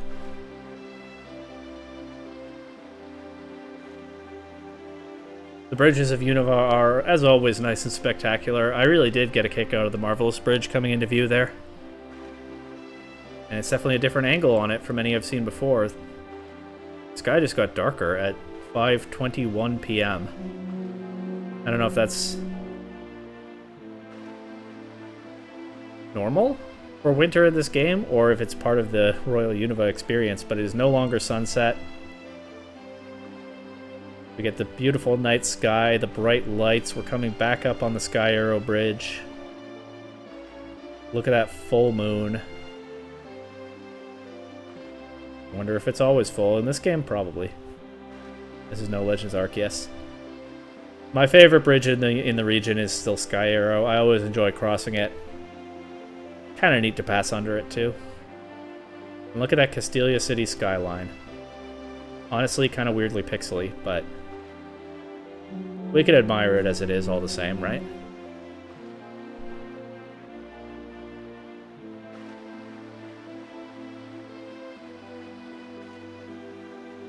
Everything coming neatly into view.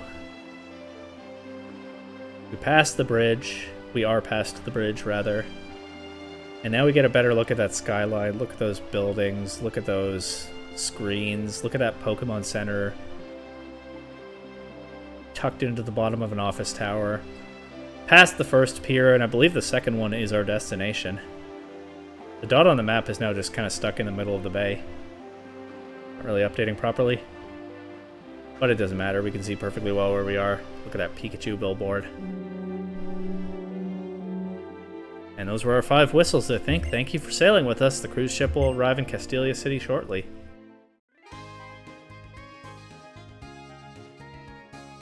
Thank you for sailing with us on the Royal Unova. Have a nice day. I just wanted to admire the view this time. I think I'll pause the recording here. And when we return, between 5 and 7 p.m. on a different day. By the way, we're back to sunset now that we're off the boat, so I guess that was just part of the visual experience. When we return between 5 and 7 p.m. on a different day, I'll try actually battling the trainers and exploring the inside of the ship. So see you then. Alright, it's the next day, a little after 5 o'clock. Do you think they'll let me board without leaving the city and coming back on a whole different day? Awesome! I didn't think that was going to work. This time I'm going to explore inside the ship, battle trainers. You know the drill. How many trainers are there? Is it still 4? 6? What? I guess this was the better time for some battling, huh?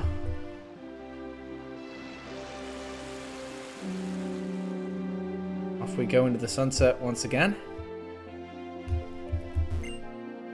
Around observation deck. We already know what that's like. A lot of cabins in a big ship. A hint. 4 on the port and 2 on the starboard. Okay, we're on port right now. You look like a trainer. You look like an ace trainer.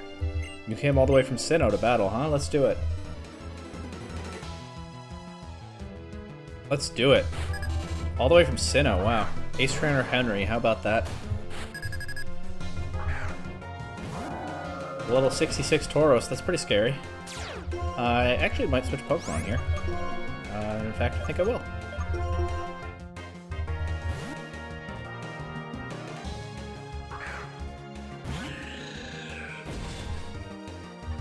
Swagger?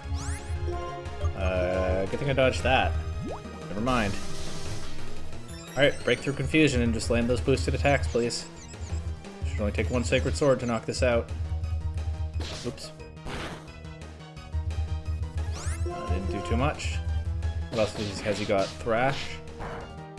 That did a fair bit, actually. Come on, Red Deer.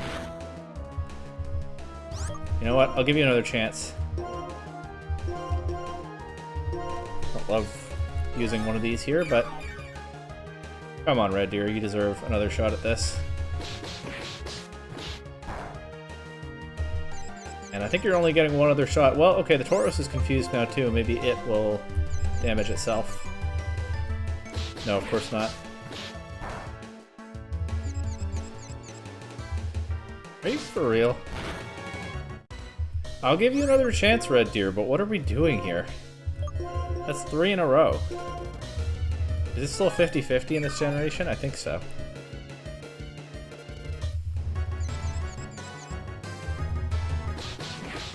Of course, independent events. The next one's still a 50% chance unless Red Deer breaks out of confusion. Oh look, the Tauros broke out of confusion. Notice it never damaged itself. I was confused again. Alright, finally. We didn't break through a single time, and the Tauros... Oh, not over yet. I'm gambling on a self-damage here. Alright, it finally happened. Finally some justice. The Tauros went 2 for 3 on breaking through, and we went 0 for 3. Now you're swelling on it now, I guess. How are you fitting a Wailord inside this ship? That strains belief a little bit, doesn't it?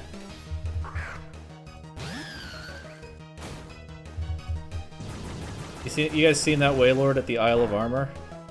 What is that? How is this inside the Royal Unova, huh?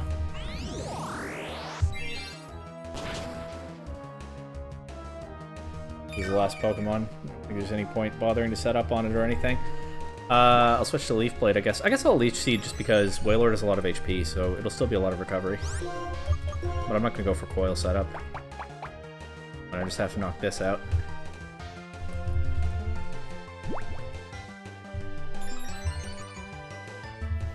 I don't know how... I think there's a timer before the boat ride is done. I don't know how that works. I don't know whether it ticks in battle or anything. Or how long it is. This guy did manage to drag this battle out for a while. Largely with confusion hacks, but, I mean, the Wailord was pretty tanky, too. Nice, though, we're starting to run into non-Gen 5 Pokemon, huh? This guy came from Sinnoh, and he brought a Tauros and a Wailord. Those might be the first Pokemon from out of Gen 5 that we've seen here. Am I wrong? Took me a moment to register that. This guy looks probably a trainer. Yeah, battle. Sounds like something a trainer would say. What's he got? Gentleman Robert sent out Houndour. Okay. Managed Dragon Breath through that. It's only a 10 level difference, and it's only a Houndour.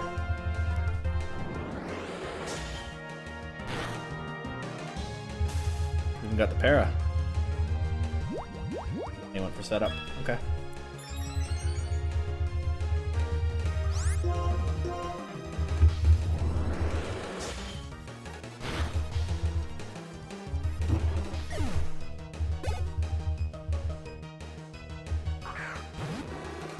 Alright, this is a little bit more serious, but I can probably Dragon Breath through it, too. Got the para again. And, I mean, if it's going for Flamethrower, that's fine. But he has one more Pokemon after this. Tauros, Wailord, Houndour, Houndoom, not a bad group. Do you think it's a Coughing? Do you think this is Archer from Team Rocket? Not a bad group of non-Gen 5 Pokemon to start off with here. There's nowhere else that I would have run into non-Gen 5 mons, right? And also, I think I would have noticed. Although it took me a little while to notice this time.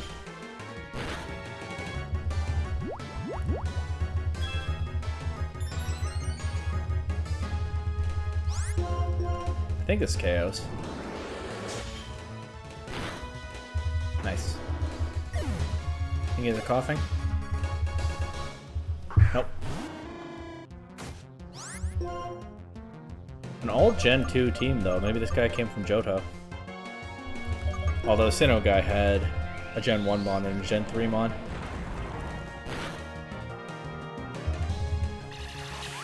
Don't say Houndour isn't in Johto. This is after Heart Gold, Soul Silver. The Safari Zone is a thing.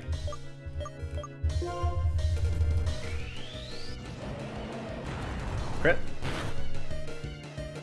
No? Oh, wow. Oh, wow, look at that. Alright, I'm going all in on Hyper Beam here. 1 HP, Hyper Beam, let's go! We hit. Halifax Thresher Imp just barely pulls through. This guy thought he could take it easy on me, but he got burned bad, I think he said. Which is appropriate for considering what happened there. 2 more trainers in the port side. I don't know if that guy running around is a trainer. Oh, no, these 2 are probably the trainers. This one came from a faraway region. Royal Unova is a big tourist attraction, huh? Makes sense. I guess a lot of tourism in Castelia City. Sybil here sends out a Chingling. That's not one of the first Pokemon outside of Gen 5 that I expected to see. But I have just the switch in for this, so I don't have to sack Halifax just yet.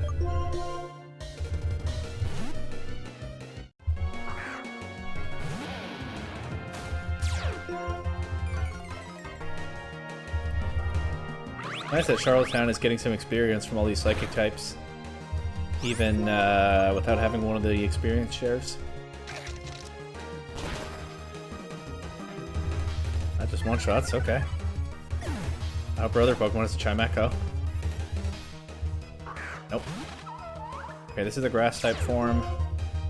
Might not want. It's shuddering because I have Rock Slide, but might not want to stay in on this.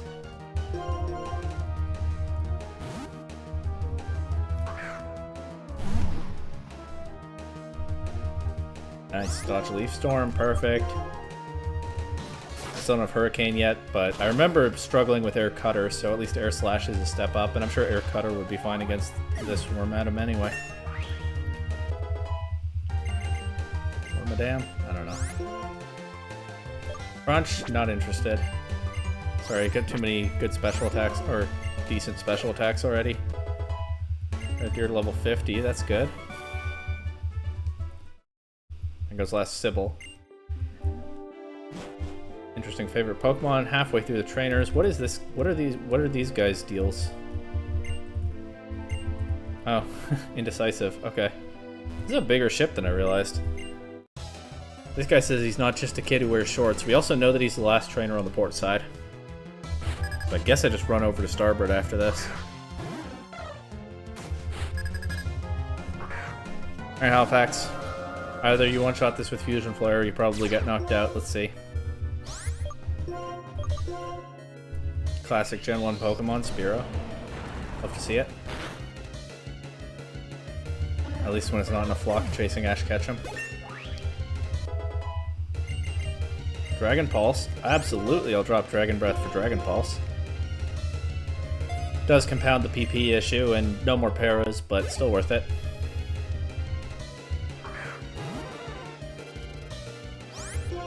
Fusion Flare this too. Never mind, I won't. Tried to.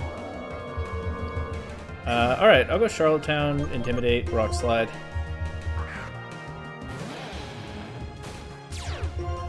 Spearow looks pretty good in this game. Big wings, big flapping, big beak.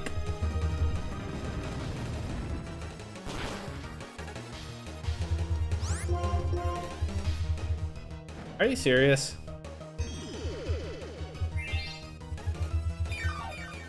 How many of these trainers are just wasting time the way they battle?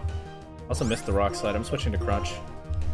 I can get some defense drops and maybe overwhelm it if it spams Roost, although probably it'll knock out my Crocodile first, but what can you do? This at least won't be weakened by the Roost. The damage will still add up.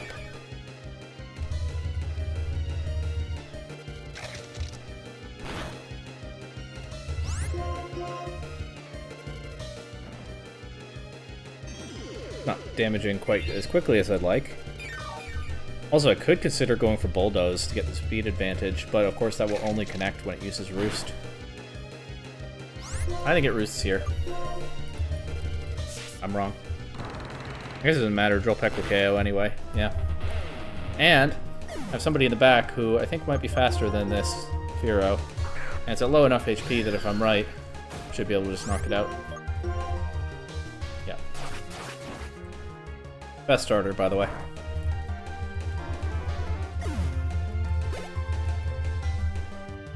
Linoon. Alright, let's see if I can just Leaf Blade this. Linoon looks pretty good in this game, too. Nice sprite. I remember Manectric having a really good sprite in this game. I wonder if I'll run into one of those. Did he say he wanted to captivate me, but he slipped and fell? I got my socks. Okay, I'm out of here. What's in here? Oh, these people all drop hints? Okay, so one of the remaining trainers is not in a cabin with a blue door, so probably a red door, so probably this person right here. No, you're not a trainer. Uh-oh. Alright, well I still haven't found one of the blue door ones. You're from Johto for business. And talking at length to waste my time so that the ship would arrive, huh? Are you serious? They have a trap in this in the Royal Unova like that? Well, it doesn't look like I'm being kicked out, so maybe not. This is the last red door or blue door trainer, I guess. Or Chaz. Ariados, cool Pokemon. Solid Gen 2 Mon. I get Stein back into this game, so I'll get Amulet Coin money as long as I actually win. And that's a good start. That's a really good start.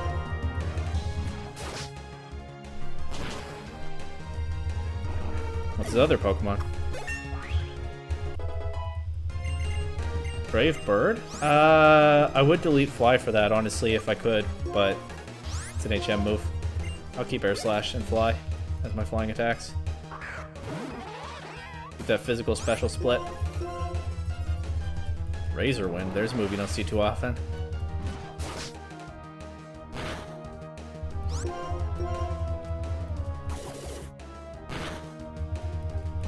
Maybe I go for Fly next turn so that if it goes for Razor Wind again, it won't connect. Watch this. I didn't do it. But you get the idea, right? Actually, I don't know. Maybe Razor Wind is one of the few moves that break through Fly, but I don't think it is. Anyway, we got crit with Aqua Tail. We'll still get that Amulet Coin money, though, because here comes my Grass type.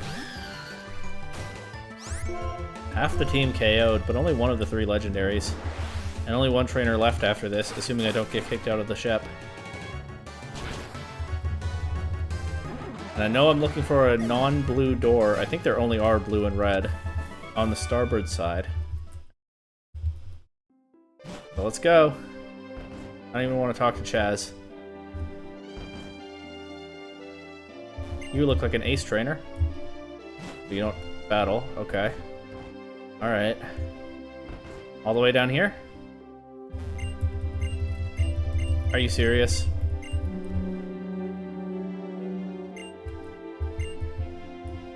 Another one of those, okay. Still in the ship. There are 2 red doors down here. Why are there so many red doors all of a sudden? I think there was like 1 on the whole other side. Okay, here's the last trainer. Lady Elisandra. Okay. It's gonna be Meowth. Feel free to use Payday. It's resisted and gives me more money. He has 3 Pokemon. I'm gonna go for a Swords Dance. Faint? That's not Payday.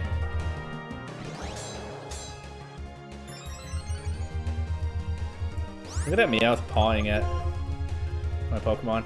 There are a lot of good sprites in these Gen 5 games. No wonder people were kind of disappointed by the switch to 3D models that are, in many cases, not as interesting. I'm not really mad about Pokemon switching to 3D, but I do understand the criticism for sure.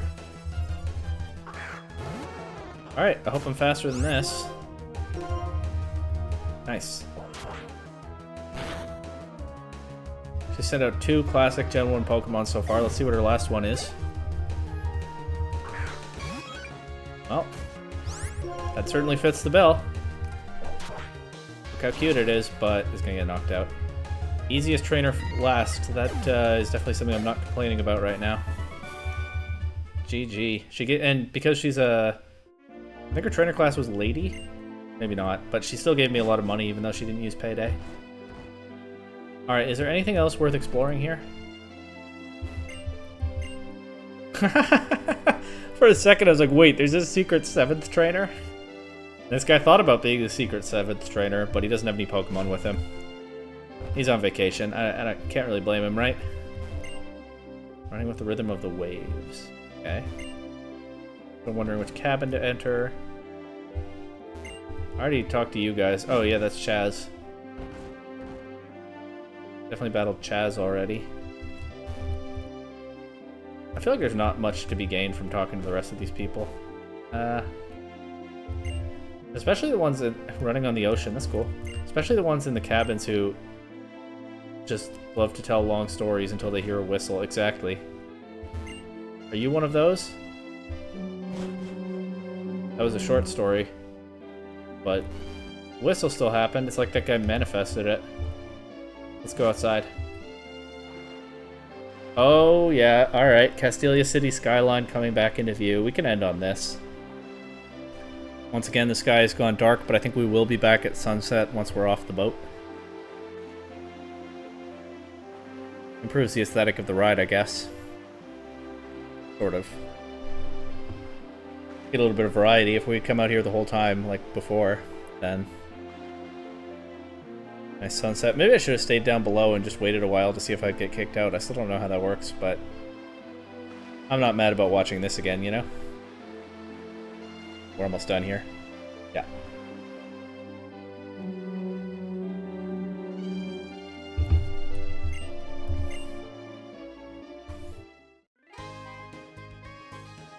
Today's drink is blackberry iced tea.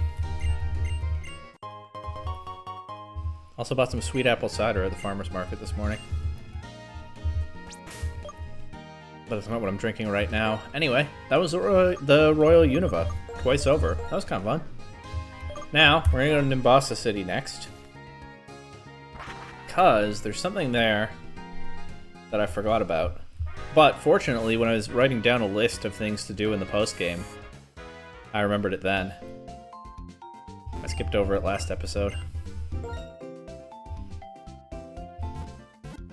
Gotta heal the team first. Half of them are unconscious.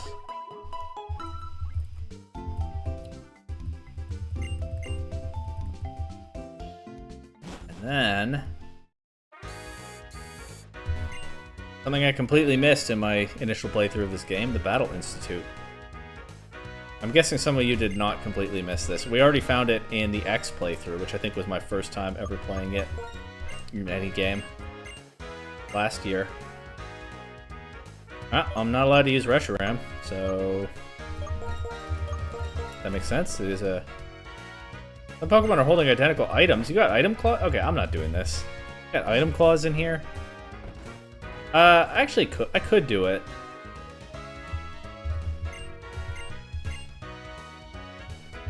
Alright. I have no idea what that Ace Trainer was just talking about. Let's see what this is. I'll give the Sharp Beak back to St. John's for now. I'll give the Bright Powder back to Red Deer for now. I doubt we get experience to share in here anyway.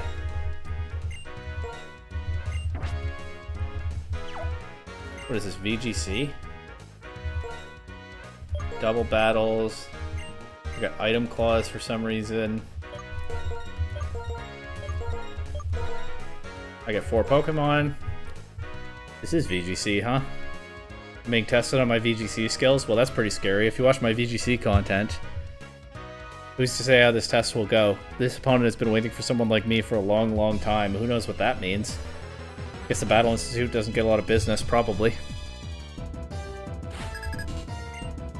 But I am at least throwing 2 legendaries at her right out of the gate, and she has Carablast and Swaddle. I think in X, when I did the Battle Institute for the very first time ever, in that playthrough last year, which you can check out on this channel, the opponents started out very weak, but quickly ramped up. Or maybe they were weak the whole time. Honestly, I think one of those is probably what happened. I don't know.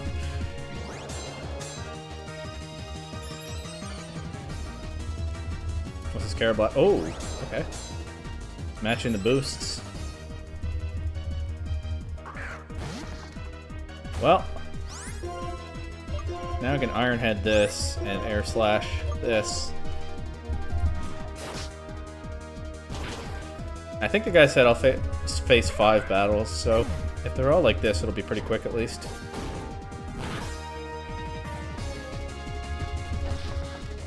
We're back to Gen 5 Pokemon so far, by the way. Even though I think this is a post-game thing, maybe it's not. But I didn't do it in the main game, did I? Or have I forgotten that I actually did?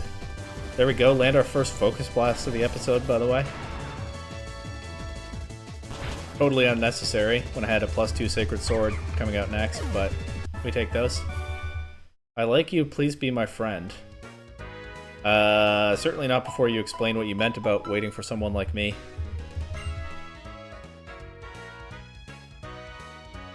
My dad and mom are both veterans, but I'm a loser. Aww. What?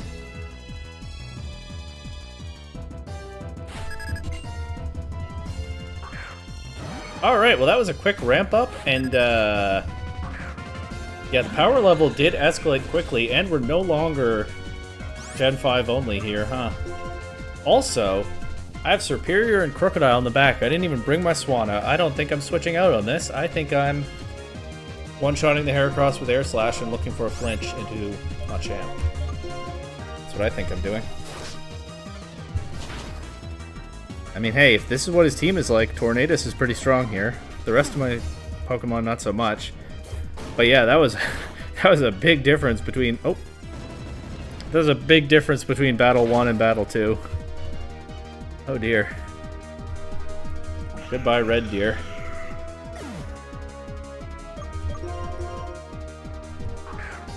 Just as well, we know Red Deer's not good at breaking through confusion. So it's not like tanking the Dynamic Punch would be all that helpful. I'm gonna go for an Intimidate here into this Weavile. Am I? Yeah. Every Pokemon I have remaining at this point is weak to Ice, so I don't know. Gotta make a play, right? Actually, I guess I could have gone for Focus Blast into Weavile instead of Air Slash into Machamp. I think that would have been better. Genuinely. I guess I can do it next turn. Wide Guard. That's fine. First of all, it gets Wide Guard. Second, if it's going to use Wide Guard, yeah, I'm definitely going for Focus Blast into Weavile next turn. That's assuming this doesn't KO, which it actually does. Underestimating my Legendary here, I guess. Absol's fine. This guy really led double Dark types and then... Or sorry, double Fighting types and then had double Dark in the back. I'll go for Rock Slide. I could Bulldoze, actually, get a speed drop without hitting my own Tornadus. Alright, I'll do that. And yeah, I'm just clicking Focus Blast into Weavile. Let's go. Everybody clicks Dark-type attacks into the Crocodile. Even this guy in the Battle Institute clicks Dark-type attacks into the Crocodile. So really, I had nothing to be afraid of, huh? Obviously, that was what he was going to do. I just forgot. And we stay landing our Focus Blasts. That Night Slash flinched Charlottetown, so does Weavile have an ability that does that, or does it confirm a King's Rock? I don't remember. But anyway, should be able to beat the Absol from here, right? I'll switch to... not Crunch. I'll switch to Dragon Claw. That's just good neutral damage that doesn't hit my partner as well. And Leaf Blade, also good neutral damage that doesn't hit my partner. Takes a Leaf Blade. They definitely have items now. That's confirmed. Here comes the Dragon Claw. Not a move I'm getting a ton of use out of, but it is actually my best thing into Absol here.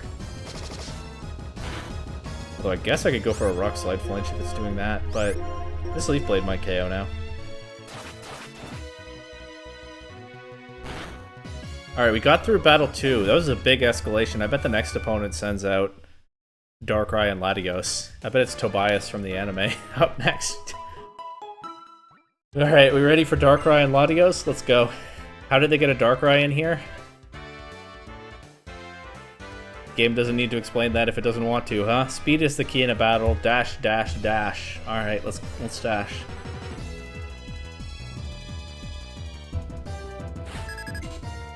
Minnow, interesting name. I guess they've all had interesting names in here. Raichu Vespiquen, that's honestly a bit less scary than Heracross Machamp.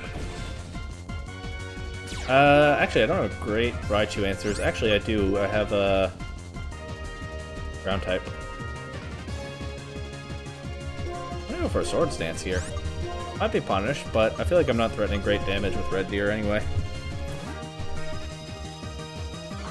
And look for Iron Head into Vespiquen after this. Or actually, I can just Rock Slide Vespiquen, because I probably don't want to make contact. I don't want to click Bulldoze and hit my partner.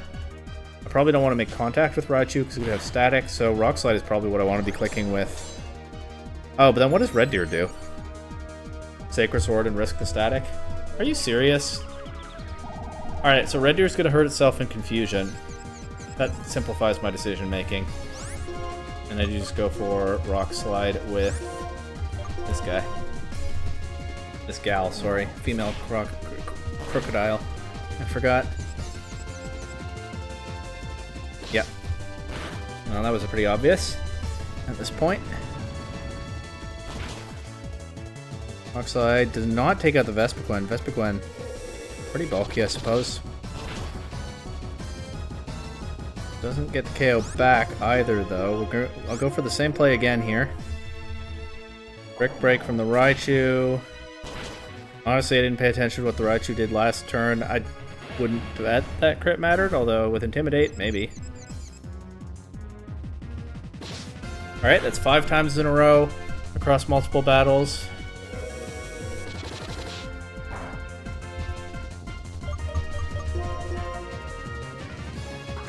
Here's somebody who's weak to attack order, but nice and fast. Can maybe take out that Raichu. Maybe even with Giga Drain to avoid contact. I'm not confident that this will KO, but... Oh, we're slower. Alright, we found something that outspeeds my Superior. I think Superior actually has, like, 3 more points of base speed, so... Maybe this Raichu is EV trained, or just has a better IV or nature, who knows. I think Superior is... I think Superior does actually have higher base speed than Raichu. Yeah, it must, right? Because it has higher base speed than Mousehold. That was something that I liked about it in Reg H. Which I guess is back now, by the way, or coming back. But at time of recording, I haven't played any more Reg H, and honestly, unless there's a Grand Challenge or a Global Challenge, I probably won't. I liked Reg H a lot, but I kind of feel like I've moved on. Probably just run back one of my old teams if there is an official challenge to play. Depending on how the meta develops. Anyway, the point was, I know Superior is faster than Mousehold, so I'm pretty sure it also has higher base speed than Raichu. Anyway, last Pokemon is Breloom. Should be able to handle that, since I nicely protected my flying type from the Raichu. Felt a little bit silly the lengths I was going to do that, but it looks like it'll pay off. And this is a Calm Mind Medicham. Calm Mind and Shadow Ball. Not really using Medicham to its strengths. And we should just one-shot the Breloom as long as we land this Air Slash, so... Oh, the Breloom is faster than my Tornadus. I guess I should have realized, huh? Silly me. How could I not see that coming? Wow, Toxic... Wow, Poison Heal Breloom. Doesn't matter, though. It doesn't take an Air Slash. But I still have to land one. Here's a +1 Psychic coming out from the Medicham. That actually gets pretty close to KOing. I don't know if Sleep turns in Gen 5. I don't know whether I have a chance to wake up now or how long it can be. I do know that Spore works on Grass types in Gen 5 because that was a Gen 6 change, the Grass type Spore and Powder immunity. I know that St. John's here stays asleep this turn. I know that Toronto can't Leech Seed the Breloom because... I'm sorry, what just happened? Grass types are immune to Leech Seed in these early gens. It's Toxic Orb Breloom without Poison Heal? Okay, here's my guess as to what's going on here. I think that in some of these battle facilities, it would not surprise me if the Battle Institute is one of them. Some of the properties of the Pokemon are kind of random. Like, there are specific properties they can have. Obviously, a Pokemon only gets certain, 2 or 3, well, 1 to 3 abilities. There's probably a particular move list they're drawing from or something like that, or maybe they're like randomized sets. And so I'm sure there can be Poison Heal Breloom, but perhaps there's some randomness such that it doesn't have to be Poison Heal Breloom. But Game Freak said Poison Heal Breloom is good, let's give it a Toxic Orb. And so I just ran into a Breloom that took poison damage from its own Toxic Orb that, like, I'm not forcing it to be carrying. Safe to say I didn't see that coming. I still would like to land an Air Slash into it. I will not get the chance. As St. John's here drops to Seed Bomb. But yeah, that poison damage might win me the game. Let's see. We wake up, we get a Leaf Blade. Won't do crazy damage, but, you know, it'll speed things up a little bit. Spore, Wake Up Slap. That's a combo, I guess. If I hadn't woken up there, the Wake Up Slap would have done extra damage. And actually, I think this Leaf Blade KOs.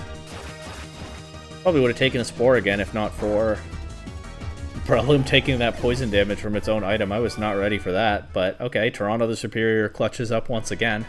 Dash, dash, dash. Who's next? That was battle number 3, I think. Now it's Tobias, probably. That's what he looks like, right? I am the strongest backpacker. I have a lot of Pokemon in my bag. Alright, let's see what the strongest backpacker has for us. Maybe we'll go back to, like, Swaddle and Carablast here. Let's see. Alright, Cedric. Okay, Ambipom and Absol, not bad. There could be a Fake Out coming out here, even. I'm gonna go for Swords Dance. And I'm just gonna click a Focus Blast into something. I choose Ambipom. Because Absol is more likely to give me Justified.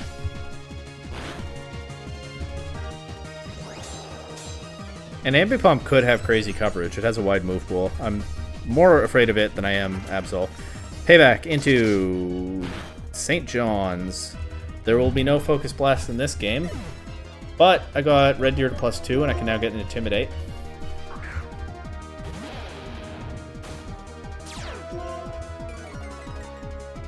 And I can just crunch Ambipom, I guess. A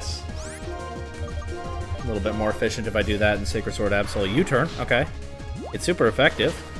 We know the Ambipom doesn't have a Dark type attack, or else it would have used that. Getting a crunch into this Medicham is good. I'm not mad at that. Goodbye, Absol. That means Fake Out will be back on the board, though, once Ambipom comes back in. It's fine into Red Deer, but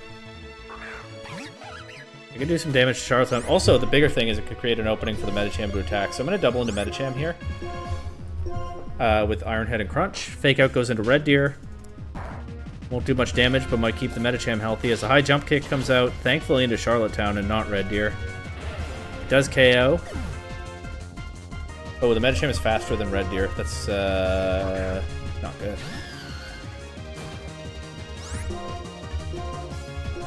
Oh, and they can U-turn Toronto now, too.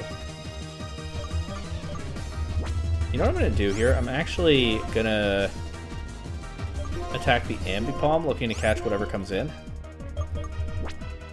Maybe I should go Iron Head, just because nothing's immune to that.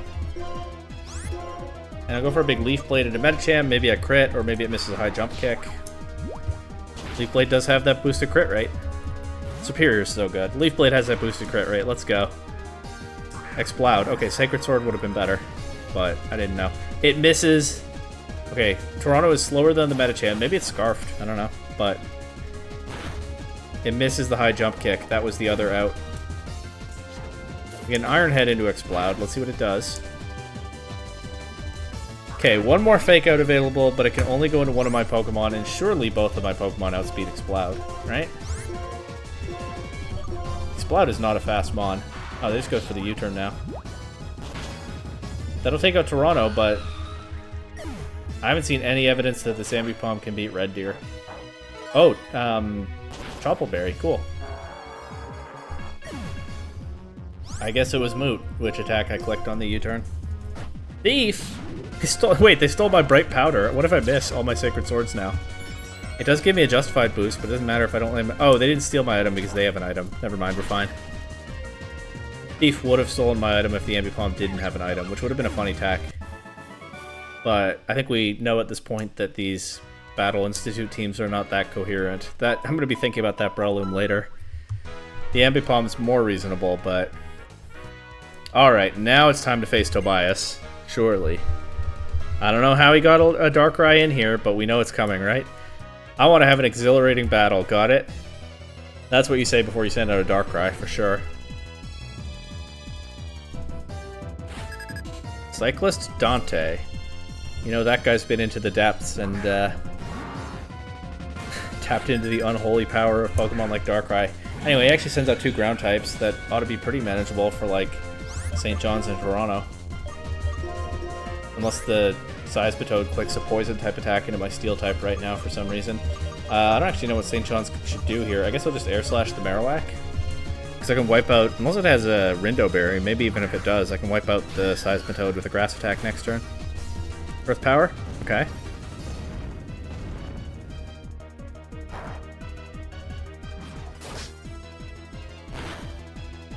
Okay, that does about half, but I don't think we're surviving this Stone Edge. Unfortunate. Well, I'll intimidate the Marowak here and I guess crunch it while leaf blading the Seismitoad.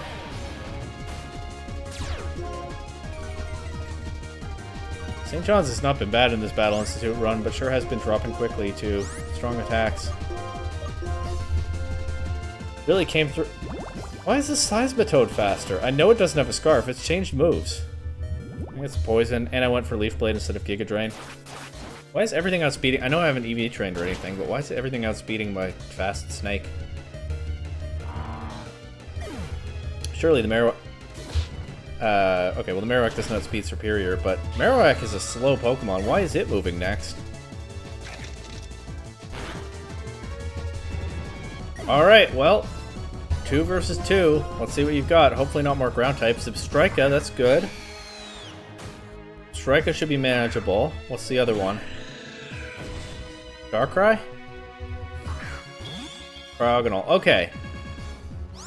It's... Oh, Air Balloon Zebstrika. Okay. Tricky matchup. I think I just have to attack and hope for the best. I'm going to double into Cryogonal here, try to knock that out, and have the tools to beat Zebstrika remaining after that. The Zebstrika goes first. Doesn't do too much with the Flame Charge. I think Cryogonal will move next. Will it knock out my Crocodile? It misses Charlottetown with Blizzard. Good. It missed the target I'd rather it miss. Red Deer will take this. Not Frozen. Sacred Sword. KOs. And I went for Crunch, so I don't have to worry about the Air Balloon. Crunch into Zebstrika. And there's no way Zebstrika wins from here. I'm going to use Flame Charge. Oh, it gets crit by Crunch anyway. That's what I'm talking about. Alright. Okay, let's call it a day.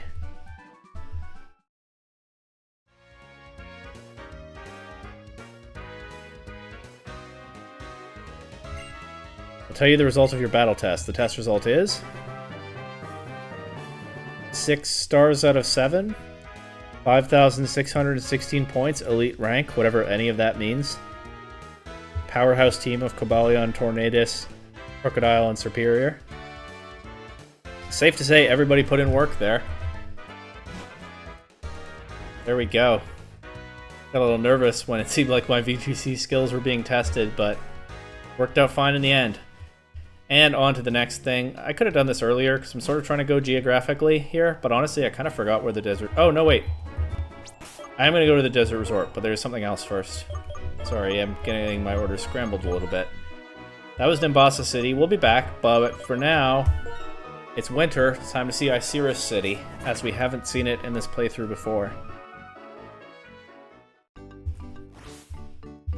Look at that, Winter Wonderland. Snowing softly.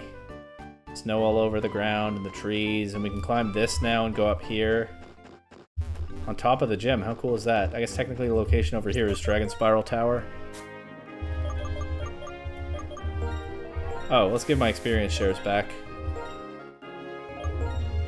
Forgot.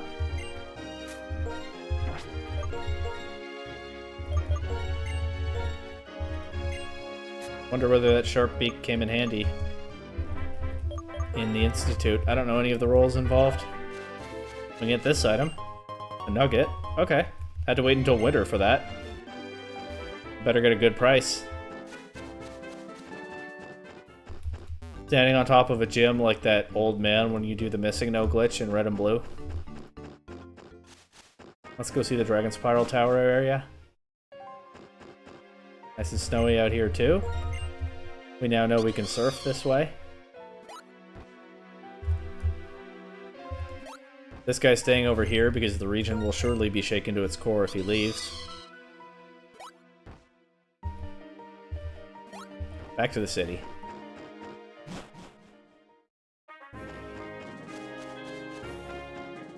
I believe there's like a house or something that is only accessible in winter.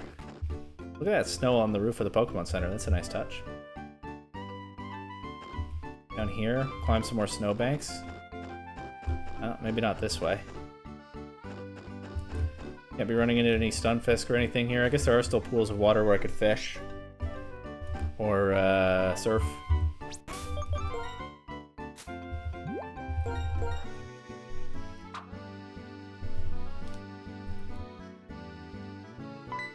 Oh, the exclamation mark. What did I find? A Stunfisk. Can't catch it, and I already have one anyway. There we go. Can't say I finished this series without fishing. I'm trying to go. Am I trying to go this way? No. Am I trying to go this way? This looks promising.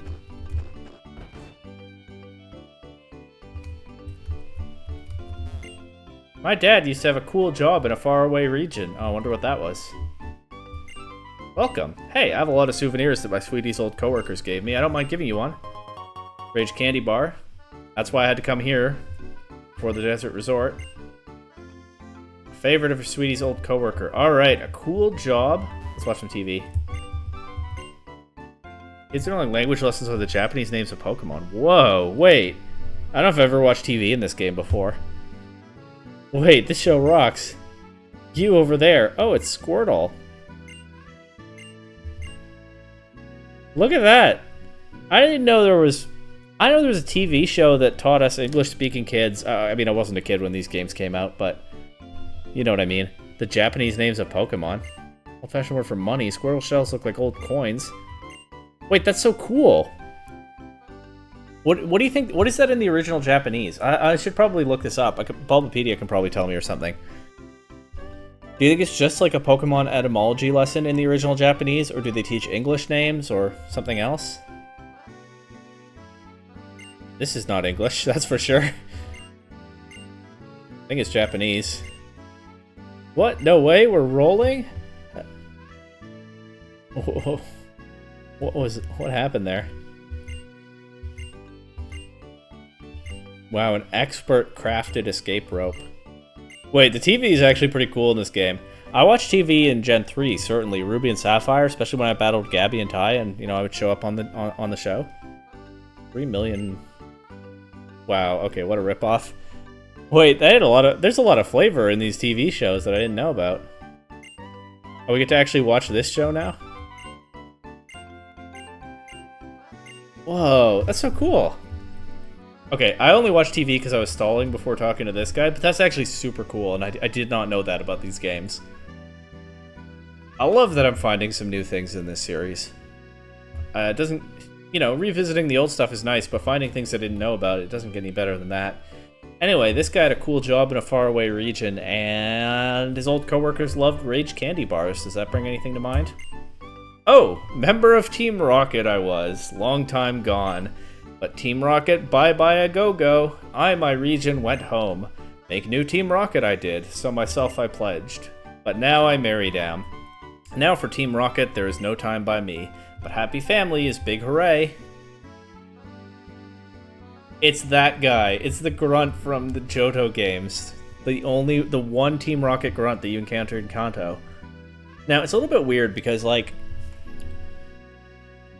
It seems in those games, at least that was what I thought the implication was, that he's speaking in kind of an odd way because he's not from that region. It's probably not his first language, or at least dialect, right?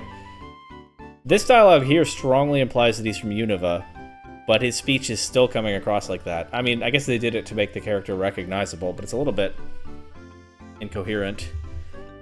I don't know, anyone got a fun headcanon? Maybe his home region is yet somewhere else, but, like, his wife was from Unova and he moved here with her or something? Drop your headcanon in the comments, by all means. Gonna go to the Relic Castle soon. Oops. I was just saying the Desert Resort. I guess I leaked that I'm going to the Relic Castle, although I think I've talked about it already. But, let's see the Moor of Isurus in winter. Yeah, so you always gotta surf to navigate here. Let's go see the Moor of Isurus in winter. We'll go see Twist Mountain in winter, too. And then it will be a desert resort time. And more max repels than I know what to do with, so I might as well use them frivolously, right? Oh, I'm gonna have to surf through here, actually.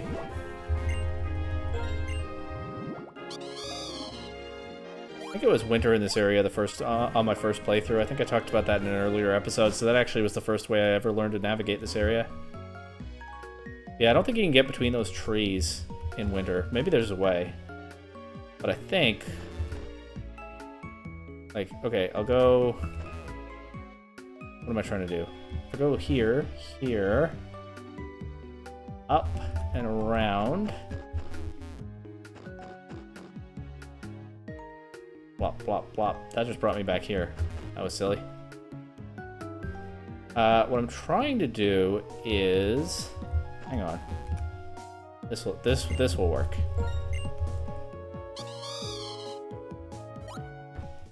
What I'm trying to do is get...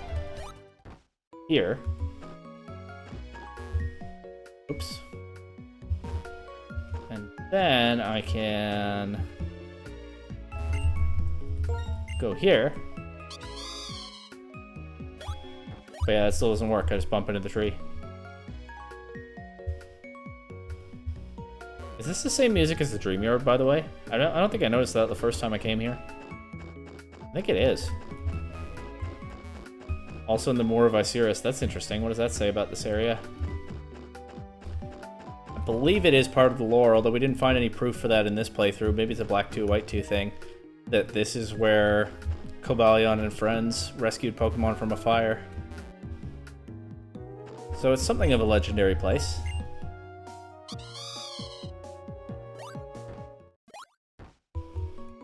This is an ice puzzle here in winter. We'll go the long way around this water.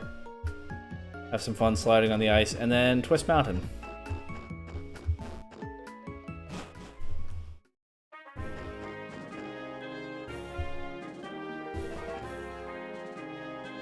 Maybe it's not that the Moor of Osiris is a legendary place. Maybe it's just that it's like a peaceful,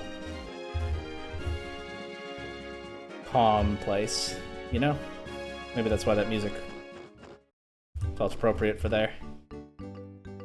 That would make sense.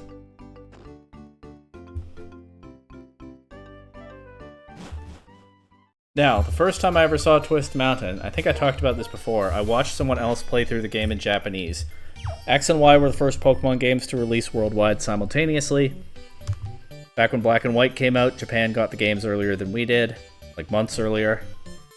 At least a few months, yeah. And I had to wait extra long for Black and White because I didn't have access to my DS for a while, even after they came out in North America. Probably only for like a month or two, but anyway. So the first time I saw Twist Mountain was, as we saw it before in this playthrough, with a YouTuber, I don't remember which one. Oh, I do remember, it was Maryland. Navigating the maze of platforms and tunnels. But... Oops, that way's blocked by a pylon. Can't go there. My first experience of Twist Mountain, firsthand, playing the game myself, looked like this. And like I said, it was honestly a little bit underwhelming because from the top level, a lot of the tunnels and stuff are blocked. The way to work your way down to the bottom and the exit is just this in winter. It's cool that the area looks different in winter. I think that's a really nice touch, but it's a little bit underwhelming to play when you've seen what else this area can be. And then yeah, this was the pathway we couldn't access earlier, and it becomes the exit in winter. For anyone who didn't know, there it is. Now let's go to the desert resort. Actually, I forgot. I do want to take one other detour first. I want to know whether I can access the champion cave yet. My suspicion is no, because I'm not the champion. Although, by the transitive property, N beat Alder and I beat N. Just saying. But I think I'm not officially the champion until I beat Alder myself, which, as you might recall, I haven't done. So I think the champion cave will probably still be inaccessible to me, but I don't actually know, and I'm down to find out.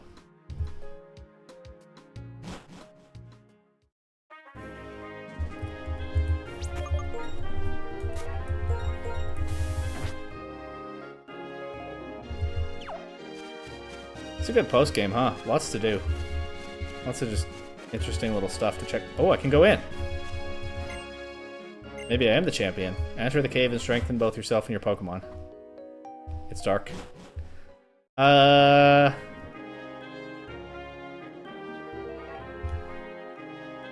come back.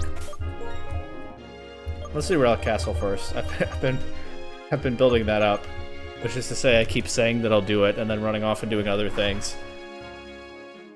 Let's do Relic Castle and then grab a couple of HMs and go back to Champion Cave.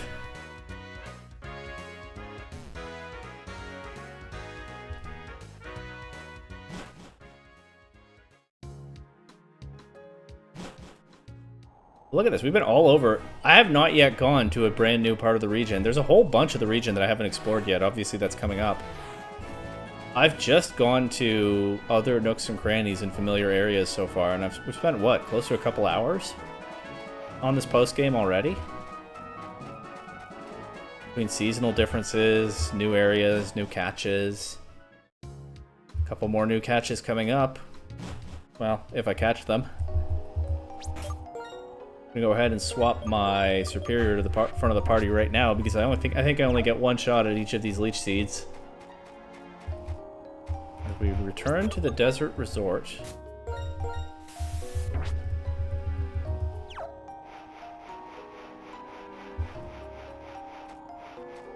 All along we've seen these statues out front that look an awful lot like Zen Mode Darmanitan. Pretty remarkable artwork, huh? That they so closely resemble Zen Mode Darmanitan.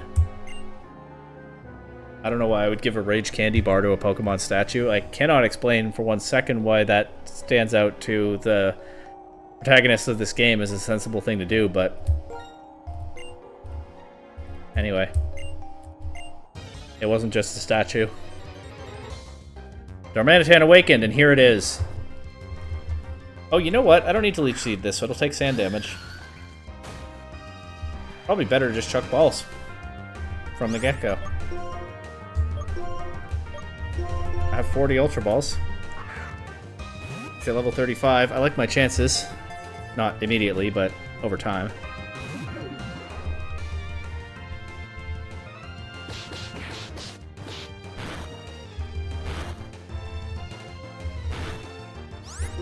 I'm not worried about it KOing my Pokemon or anything. I'll just go to the nearby doctor after this battle.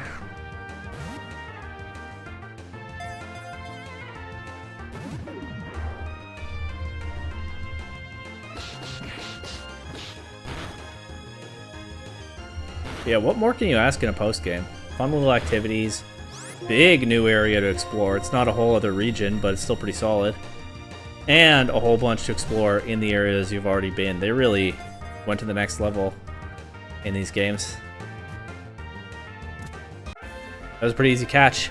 We didn't get to see it get into Zen mode range, but this is another static Pokemon in black and white that has this hidden ability. There's a reason it looked like a statue out there. This Darmanitan does have Zen mode, which is kind of fun. I almost want to add it to my team, but I already have a pretty noteworthy fire type, and maybe I could drop Charlottetown from the team, but Charlottetown's been with us so long. Do I really want to do that? I guess I'll think about it while I'm in the castle. Darmanitan's internal fire burns at 2,500 degrees Fahrenheit. That seems like a lot. Making enough power that it can destroy a dump truck with one punch. It's a strong Pokemon. It's crazy that it's just thrown into the middle game here. What am I naming this? I really haven't thought about that at all. Alright. For no particular reason, it's just the first name that came to mind.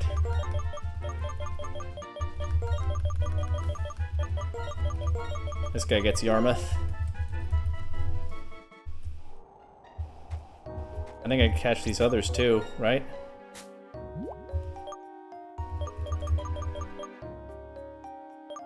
Or do I need to go get another Rage Candy Bar or something? I still have one here. I don't know if I don't know how many I had in the first place, if it was consumed or I got more than one. I don't know what the deal is. These guys are more Darmanitan, but hey, points made. I caught one. I don't think I need to heal. Didn't take much damage there. Whoa, look who it is. Professor Juniper Jump Scare. Hi there, Black. I heard about these Pokemon statues and I came to look into their origins.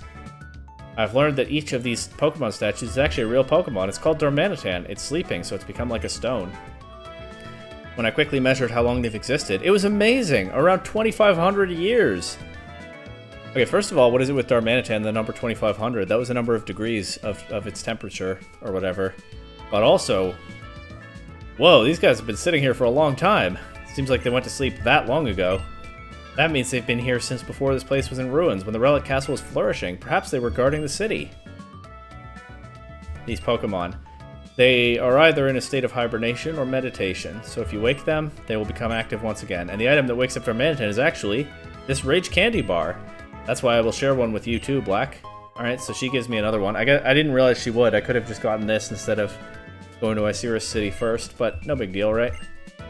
Well, I'm headed back to the Pokemon Research Lab. Be seeing you. I guess the game kind of anticipates that I'll talk to Professor Juniper first, or else how in the world does the protagonist get the idea to give a Rage Candy Bar to a statue? It just comes out of nowhere, the way I did it. Would be more coherent if I talked to her first, but I forgot about that interaction. But that's a nice bit of lore. These Darmanitan, it must be pretty odd for them when they wake up. They've been dormant here for a long time. Waiting for something? Guarding something? Who knows? Time has passed them by. Neat bit of lore.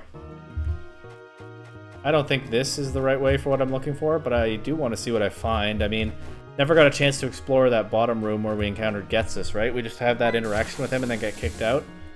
And maybe that is the right way. I'm not certain. I don't remember this area in that much detail.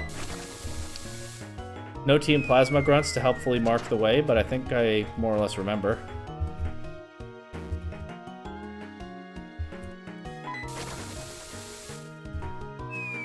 Bonk.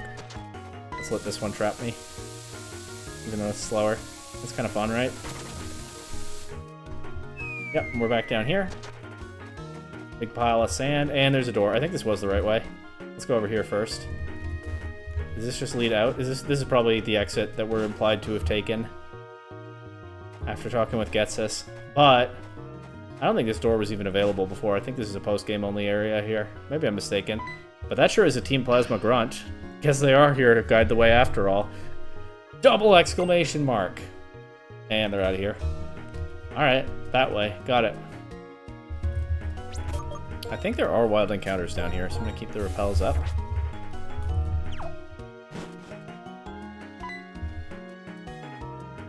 Arrgh! Okay.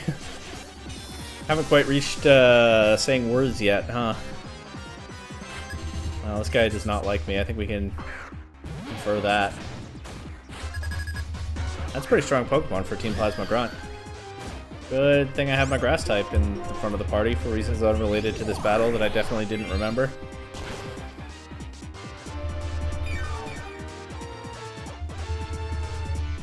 Whoa!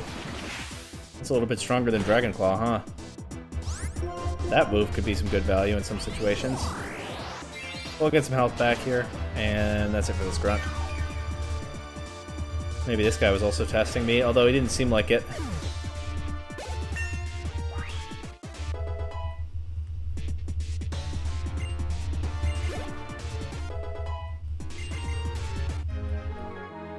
Plasma! That might be the last one of those in the playthrough. Plasma! Ryoku of the Seven Sages is looking for a Pokemon inside Relic Castle. I was his lookout, so he wouldn't be interrupted.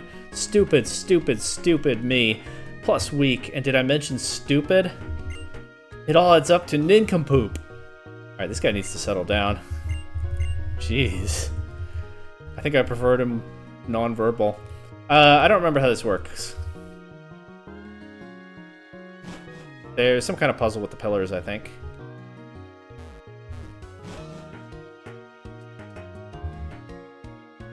I'm just going to try stuff. Maybe the number of pillars is significant, but no, I seem to just be moving in basically a loop so far. Oh, maybe I'm not. So far I've been treating it like 4 pillars down, 3 pillars left, and, well, I found Ryoku pretty quickly, actually, so I guess that worked. I don't know whether that was the correct way to approach the puzzle, but I got the result I wanted.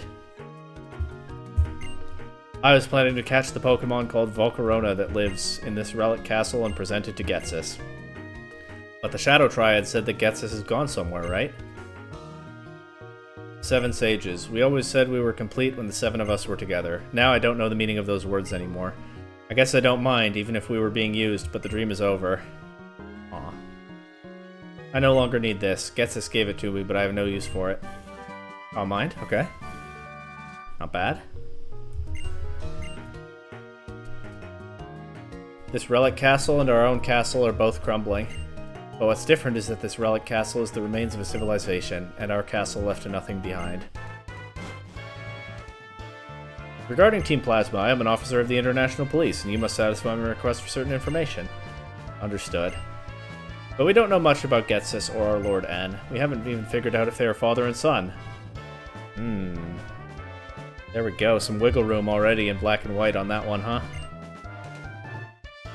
Accept my thanks. Now Getsus notwithstanding, there yet remains but one of the 7 sages still at large.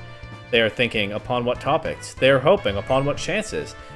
This is of the utmost urgency. At once, on the way! So Ryoku kind of fits the same vibe as like a Brawnius, I think, if I'm getting my sages right. This is the most attention I've ever paid to them as individual characters in black and white. I think that's clear by now, right? He's become... Wow, I think some crows outside my window almost got into a fight. That was something to see. Anyway. Sorry. He's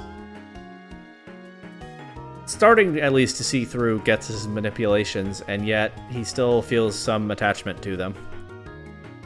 I guess Rude was a little bit that way too, and I'm thinking about him differently partly because I know how his story will turn out, whereas Brawnius and Ryoku both don't appear in Black 2 and White 2.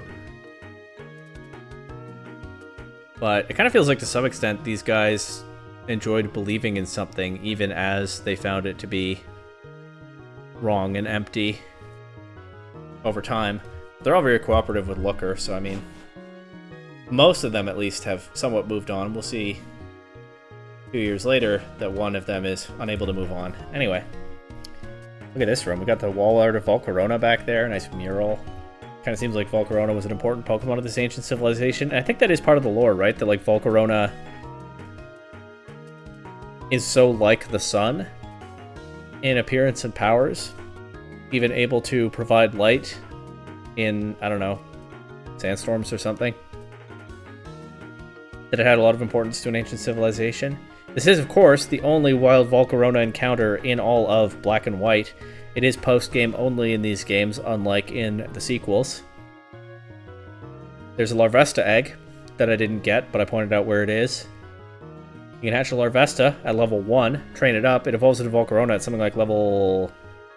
somewhere between the 50s and 60s, I don't remember the exact level. And Larvesta is very weak in the meantime and learns new moves very quickly. It's quite a process to train it up. You can do it if you find that one Larvesta egg in an out-of-the-way area and hatch it. Or in the post-game, you can just catch a Volcarona right here, this one. Vrah, brr, brr, brr.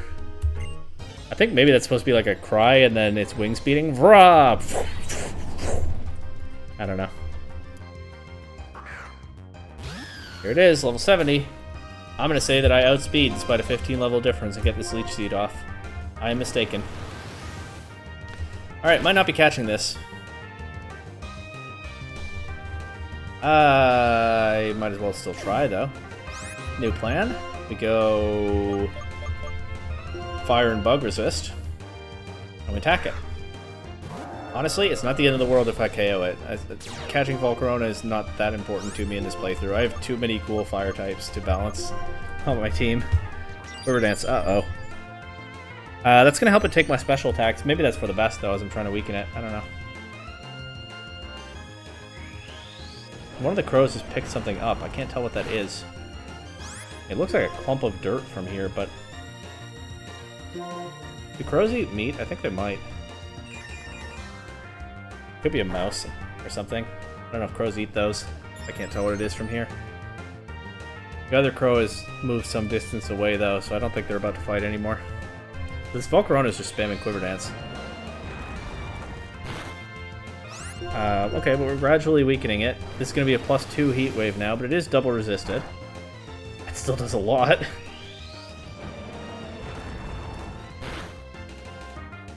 And we crit it. Okay. I guess we were due to fail a static capture. Get St. John's to level 50, that's not bad. The Pokemon quietly flew away and disappeared. Interacting with this mural does nothing, but what a neat little area. And once again, like the Darmanitan outside, like the Moor of Osiris, like, I don't know what else. Honestly, the Seven Sages, now that I'm paying a little bit more attention to them. The trainers in the Royal Unova from different regions. There's it's just a nice little bit of lore tacked on. Oh, the TV shows. The TV shows were so fun. And I had no idea. Just a nice little bit more lore, bit more world building, bit more scenery tacked on. I like Scarlet and Violet a lot, but I'll be honest, Paldea doesn't hold a candle to this. I love Scarlet and Violet for other reasons. Not every Pokemon game has to measure up in every single way for me to like it. I've had a great time playing Scarlet and Violet. For a lot of reasons, but you can see what makes the Unova region special, huh? There's all this interesting little stuff dotted around it. It's pretty. Oh, it's pretty to look at. Whoa, a clay doll. I do still have a repel up. It's just yeah, the level's too high. You can find a clay doll down here. Even though this is Unova in black and white, and it's West Unova. It's the area I've explored already. There are yet more mysterious Pokemon outside of the Unova Pokedex that you can find if you delve deep enough, but the game doesn't let you until the post-game. It's a really rich region in so many ways. I've talked up the diversity angle. I'm gonna try to catch this because, hey, my series, my rules. I've talked up the diversity angle, but... Sorry, one sec. But Unova is a rich region in a lot of ways. They really killed it with this region design. Bridges. An ancient clay figurine that came to life as a Pokemon from exposure to a mysterious ray of light. That's so weird and interesting already. And then what is this doing? What is this mysterious creature doing deep under the earth in a region where you would never expect to find it? I didn't do any territory nicknames, but if ever it was appropriate.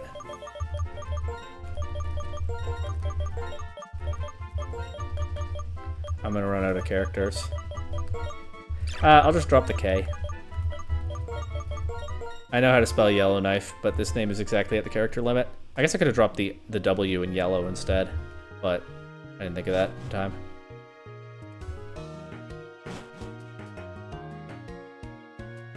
I don't know why I'm so in awe of the Relic Castle right now. So many years after this game came out. I certainly... Oh, it's Sandslash.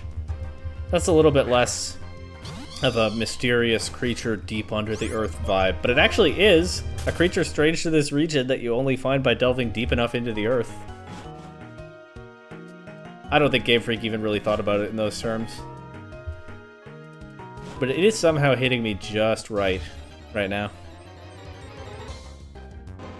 Look, there's another mysterious creature from the depths. I'm gonna surf for experience, but it might have sturdy. This might not one-shot.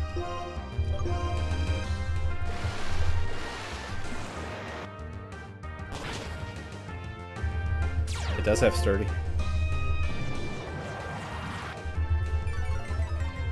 I think that I'm experiencing something that Game Freak didn't even fully intend here. I'm not sure Game Freak even thought about it. I think they might have just thought, post-game area, put interesting Pokemon in it. But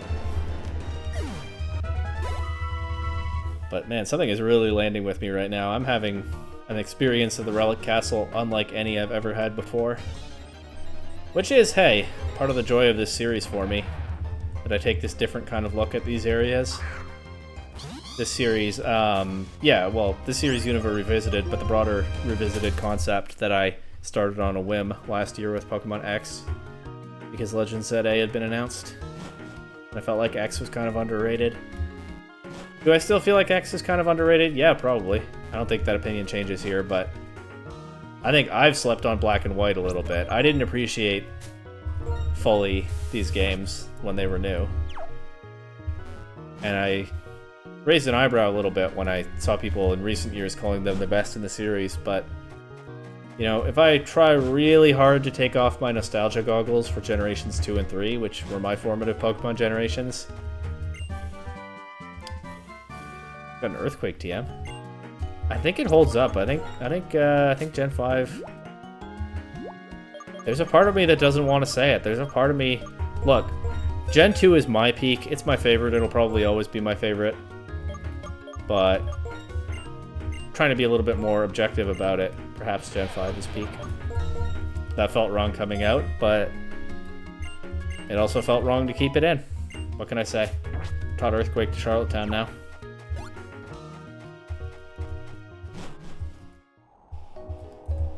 We came out the other part of the castle. The one that's a dead end if you just go in there. I'll go back to Opelousas City now. Let's grab a couple HM users and check out the Champion Cave.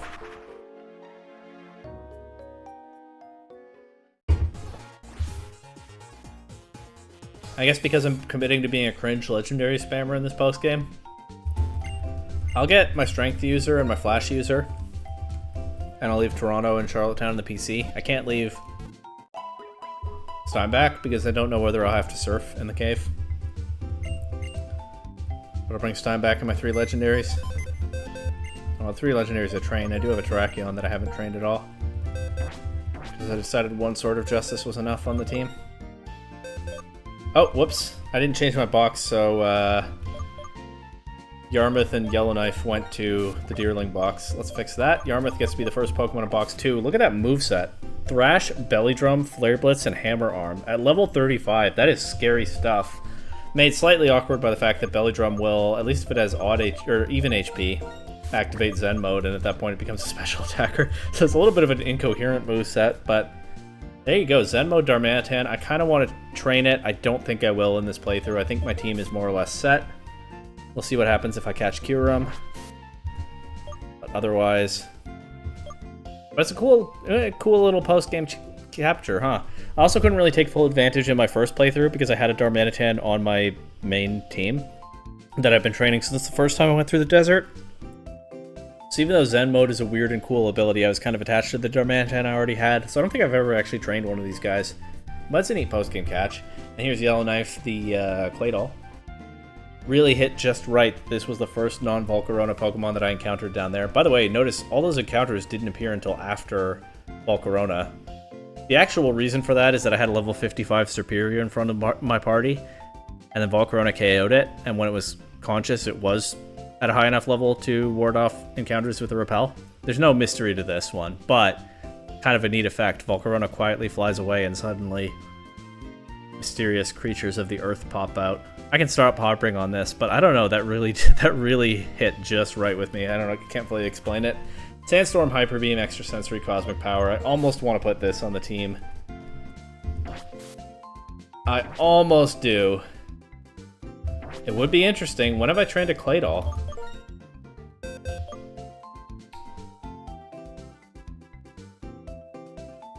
It's got Hyper Beam too, but no, I don't think so.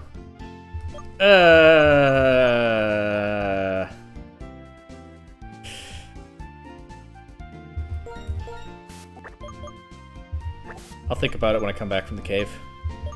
I'm not bringing it into the cave either way. I don't remember what Pokemon has Flash.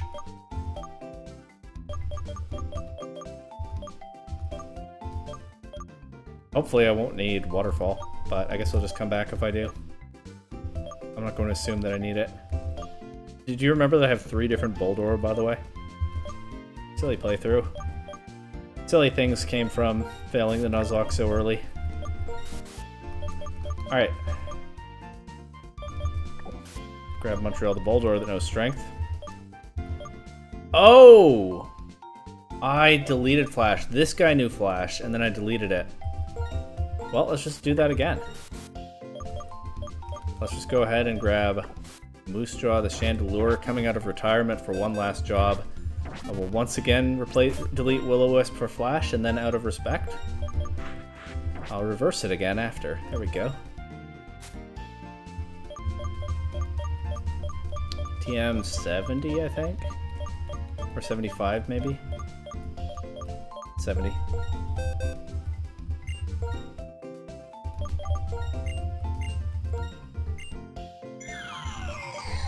Why can't Reshiram learn Flash? Reshiram emits light. Right? Surely. Even in battle, we see it emitting light. Flash distribution doesn't always make a lot of sense to me, but... with Game Freak, there's usually a good reason, even if I just haven't figured it out. And that's not me memeing or anything. A lot of their choices like those are way more thought through than some people think.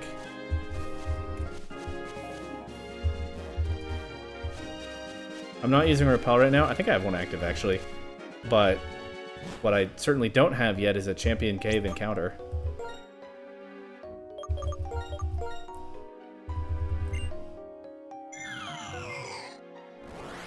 Oh! Hiker jump scare. Or backpacker. One sec. Am I getting the name of this cave right? Challenger's Cave. Wait, so much of my questioning of whether I could enter hinged on it being called Champion Cave, and that's not even what it's called. Oops. You can tell I haven't explored this before, huh? I'm not sure I've come here in a playthrough before. If I did, it was a really long time ago. You gonna battle me? Not until I get right up close? Okay. Well, my journey has taught me that everybody loves Pokemon. I'm sure you love them too. I'm not sure what journey this guy's been on. Granted, it is very sort of popular attitude in universe. Of course I love Pokemon. Who doesn't? But, like, there are some people who don't, are there not? I wouldn't say Getsus loves them.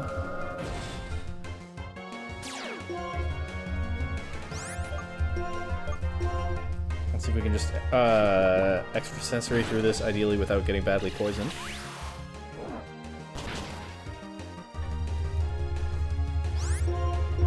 Okay, just need one more. No Poison Fang. The Acrobatics is going to do a lot of damage, but satisfies the not get poisoned request.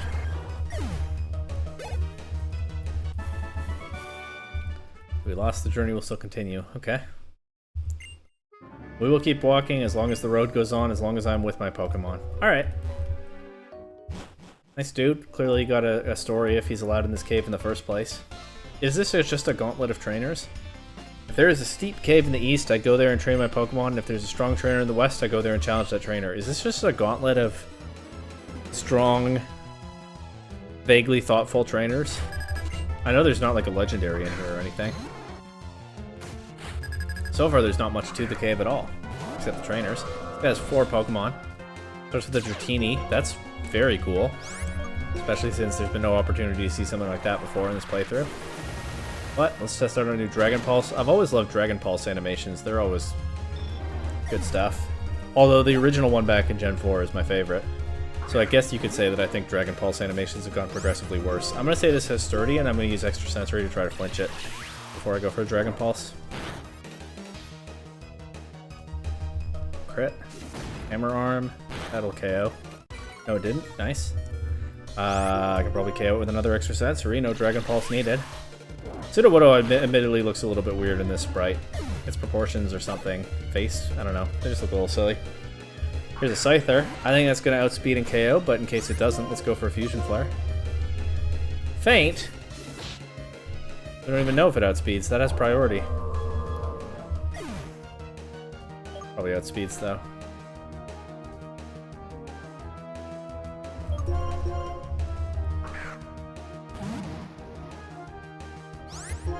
I only brought 4 Pokemon that are worthy battlers here. Also, it doesn't look super likely that I'm going to need Strength. But hey, we'll see. Got Air Slash flinched. I think the Scyther is going to beat my Tornadus. There's something you don't hear too often. Never mind, it missed an Air Slash. Alright. Nature is healed. The Wind God Legendary is still not losing to a Scyther. There's that Manectric sprite. That is a good one. Shame I didn't bring my ground type. I'm just going to go for a Focus Blast and get KO'd, but yeah, I don't want to switch anybody in on that discharge. Alright, I have Cobalion and Swanna in the back, so I know which one I hope can win this. I guess I also have Chandelure. I haven't trained it in a while, but it's not super weak.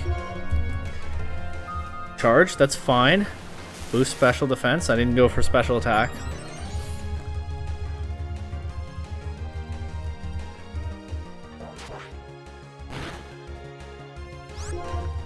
That looks like a 3-hit KO. And that's the boosted discharge now.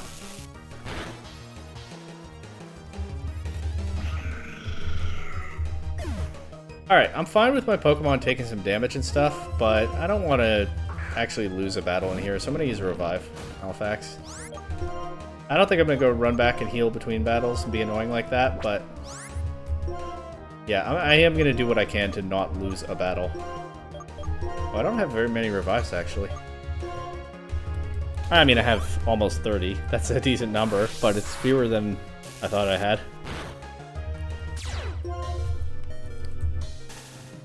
Let's go crazy here and heal Halifax up.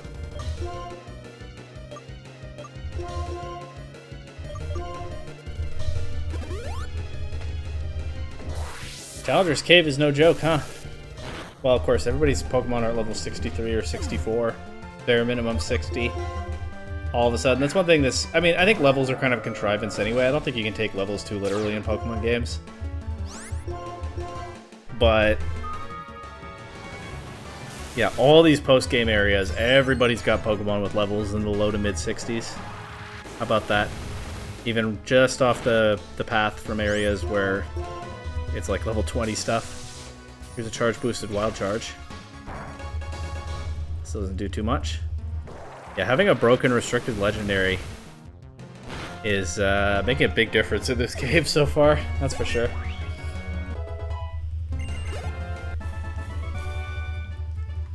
I'm gonna press on. Maybe it will mean I lose a battle, but yeah, we'll see. Forgot to check for hidden item there. Get an ether. Okay. Oh, gotta talk to this guy. Pokemon training Pokemon. Wait, did he say? He did say that. If they live in rugged wilderness, that can happen naturally. Interesting. A little bit more of a perspective on, I don't know, the themes of the game. This is my Challenger's Cave encounter. I'm not catching it. I have 3 Boldore already. And honestly, it's at a high enough level and my team is weak enough that there's a real opportunity cost for trying to catch it. Goodbye. Wonder what else is in here. But I don't wonder strongly enough to take the time to find out. Okay, the cave is getting a little bit... cave is opening up a little bit. It's not just a pathway. Oh, are you the legendary Pokemon that is said to live here? There's no there's definitely not a legendary in here, right? Did they do an unknown dungeon thing without the legendary at the end? I guess it... you know what? I guess I could call that good world building too. I mean, we'll see how it holds up as... we'll see how things develop as I go through this, but... you would think... so many places in the Pokemon games that are said to be home to legendary Pokemon, you would think some of them would not actually be, right? Like, maybe it makes the cave a little bit underwhelming as a video game experience, but I suppose it adds something to the lore of the Pokemon world. I don't think I've used the word lore right there. I guess I suppose it adds something to the Pokemon world that it not always be true. Okay, so it showed me first there. That's good. I know not to use Sacred Sword. Watch it flinch me with Iron Head, though. No, spamming Hyper Voice. Okay.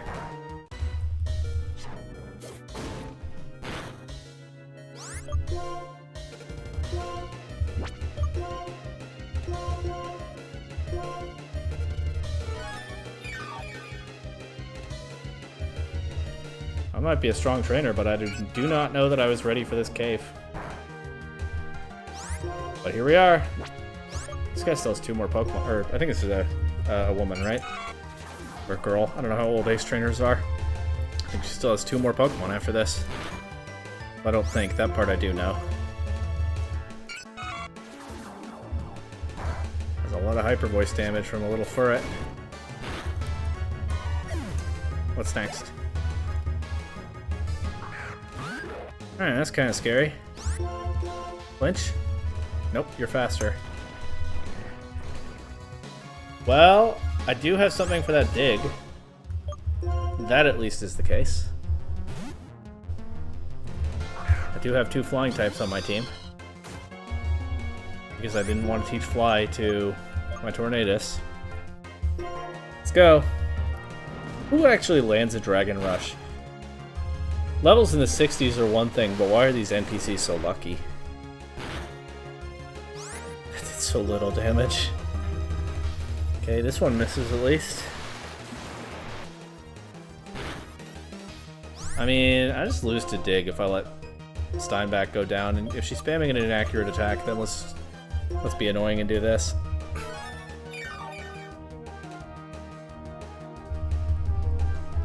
Nice. False alarm. Her Dragon Rush luck is just as bad as the rest of ours. Perfect.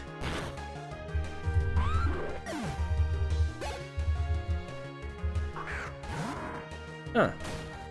Alright, that's a cool Pokemon. How do I beat it? I don't have anything good for this. Honestly, I think my best bet is like...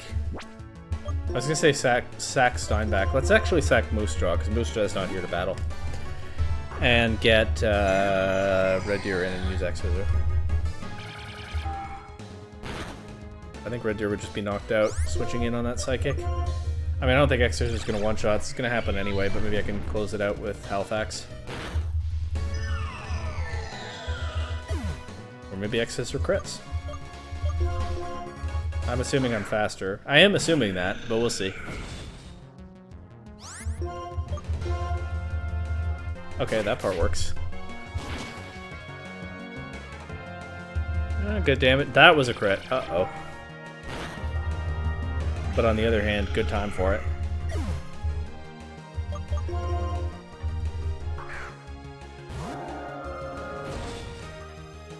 Hopefully enough for my restricted Pokemon to close this out.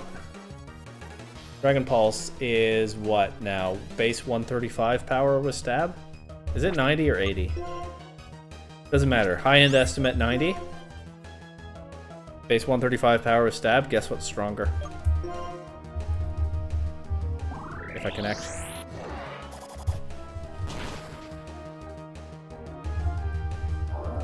Oh boy.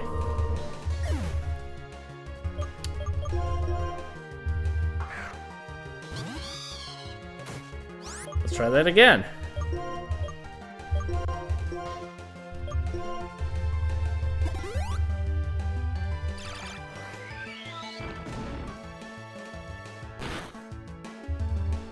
Didn't need to go for Power Gem because Side Shot KOs anyway.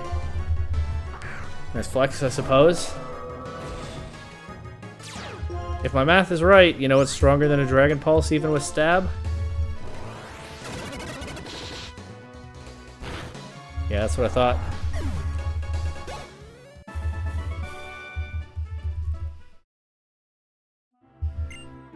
In the story I know, the legendary Pokemon was training its student Pokemon. That sounds like Cobalion, which is already on my team. And lives in a different dark cave. Anyway, I only have one conscious Pokemon right now, so I'm gonna go heal. Don't want to be doing that all the time in here, but I think this is a good time for it.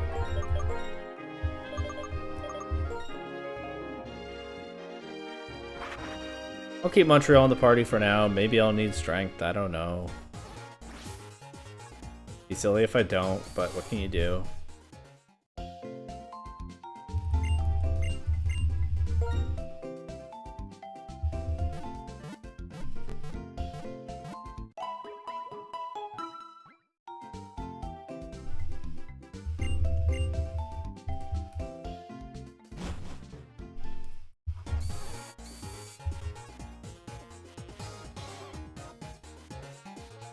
Back to the cave we go. Do I have a repel active right now? Let's check. Oh hey, I bought that Hyper Beam TM at Shopping Mall 9, just up there. Just basically behind me right now. How about that? Putting it to use.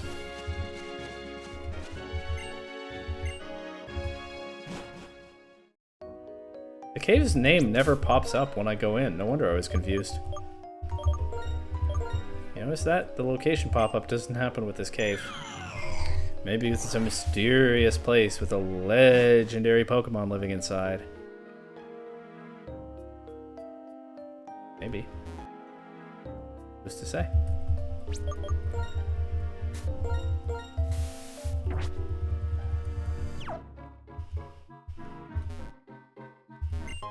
PP up. Suppose I could use that on Halifax. Don't know if I will. Okay, bridge to an item. Nugget. Alright, the cave's opening up a little bit, but it's still mostly pretty straightforward. Right, because these side paths end pretty quickly.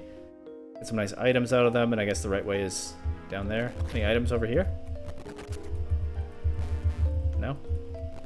Or if there are, I didn't find them.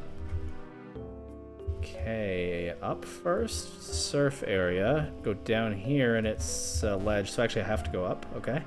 Is it gonna be a loop? There's probably not a ton to this cave, right? It's a neat post-game area, but it's not like super important. Looks like I can't go that way, probably not that way either. There must be a hidden item there, or else why let me? I guess it wouldn't take long to check all these tiles, but I can't be bothered.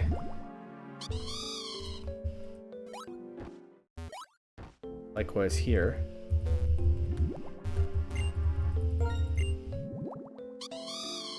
I'm gonna find out what that water encounter is. I'm not gonna catch it. Oh, maybe if it's a Dragonite. It's a Basculin. Okay. Alright, I don't feel any better off for having checked. As I have said throughout the series, one of my criticisms of Pokemon Black and White's take on the Unova region is that Basculin is kind of a boring freshwater encounter to spam all over the region. It's not a bad Pokemon or anything, but it just doesn't really hold up as the freshwater fish for the whole region. It's a little bit underwhelming, you know? I guess Stunfisk pops up in some places, but you know what I'm getting at. Also, what? Are you for real right now? There we go.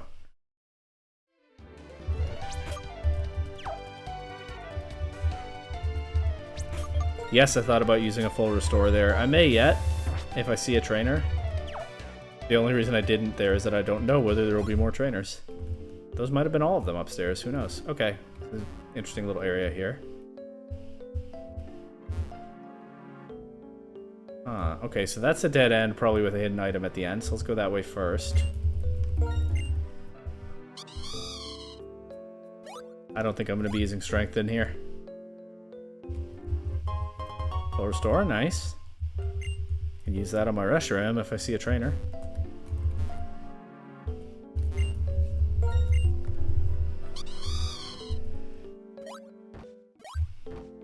This episode is going to need chapter titles, or yeah, chapters on YouTube. You know what I mean? Like the post game one I did for Pokemon X, because there's just so much going on here. I still haven't gone to the full on. Oops, my bad. I meant to use a full restore. These Pokemon were born on the same day and raised together. Okay, sure. I still haven't gone to the full-on new area in the east. This guy has 6 Pokemon. And he starts with a Gyarados. Level 62, he doesn't even get nerfed for having 6 Pokemon. I didn't bring any Pokemon of that strength, and I didn't bring 6 really battle-ready Pokemon to begin with. What do I do?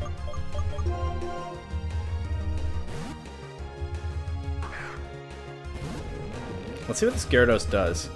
Stone Edge.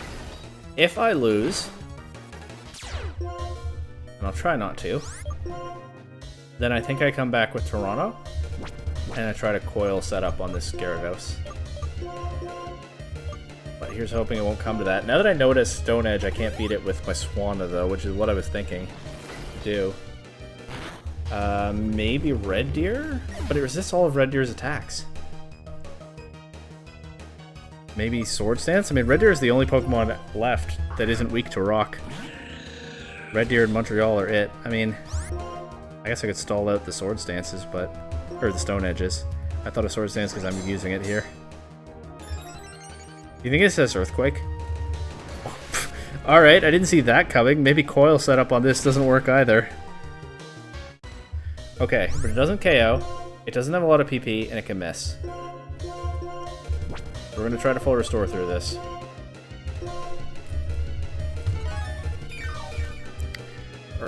Stone Edge. No, he has not shown Earthquake so far. Stone Edge, Fire Blast, Waterfall, Gyarados, and it's the first of 6 Pokemon. This guy's like a secret boss. I mean, I think that is probably his function here, right? Am I gonna heal off all that Waterfall damage?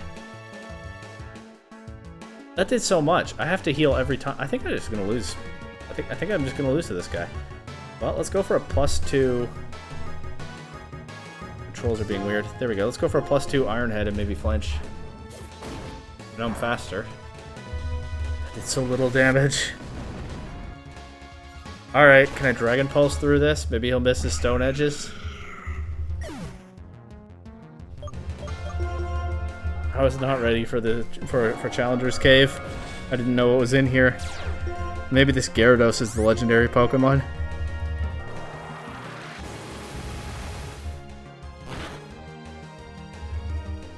Lands the Stone Edge, of course.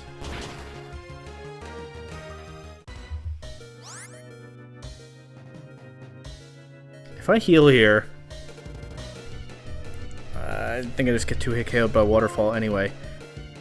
I don't think... maybe Dragon Pulse KOs, maybe I crit.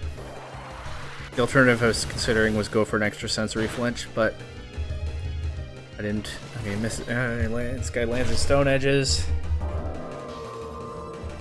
Alright, well, KO the Gyarados, I think. I have this.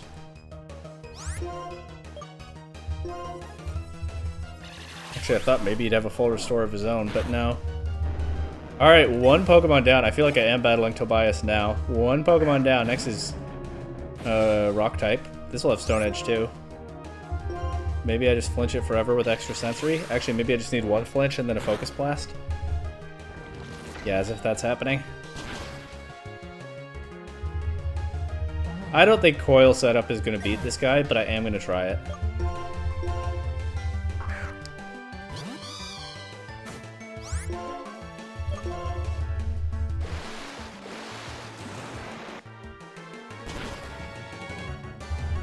That Surf did a lot, actually. I kind of want to revive Steinbach and go for the KO with another Surf, but then he has 4 more Pokemon after that. It's a bad use of a revive. I might need the Gyarados to miss some Fire Blasts, even if I'm going to go for Coil setup into it, but I am going to try that 1 time. I think it's unlikely to work. I think this guy is just out of my... this guy is just beyond my level right now. But I will try 1 time. And failing that, maybe I'll come back after the league or something. I don't know. Can't believe black just blacked out. Actually didn't see whether it said blacked out or whited out. I don't remember my distinctions between games on that. Either one's kind of fun, I suppose. That guy's surely like the final boss of that area, though. There's no way I'm going to need strength. I'm leaving Montreal the Boldore behind. I'm grabbing Toronto the Superior.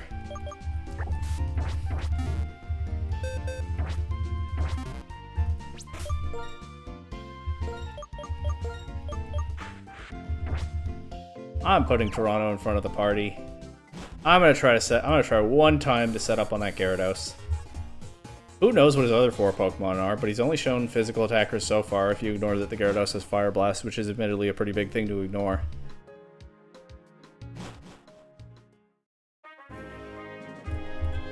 One time, let's go.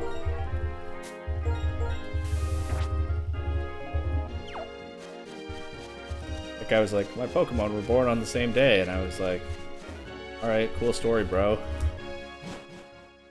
Little did I know how cool that story would prove to be.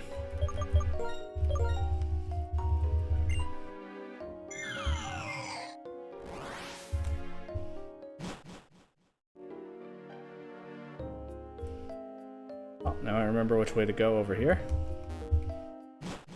Apart from that northward drift.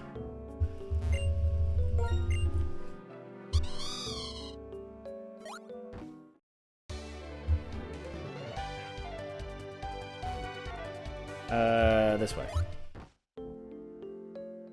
And up here, yeah.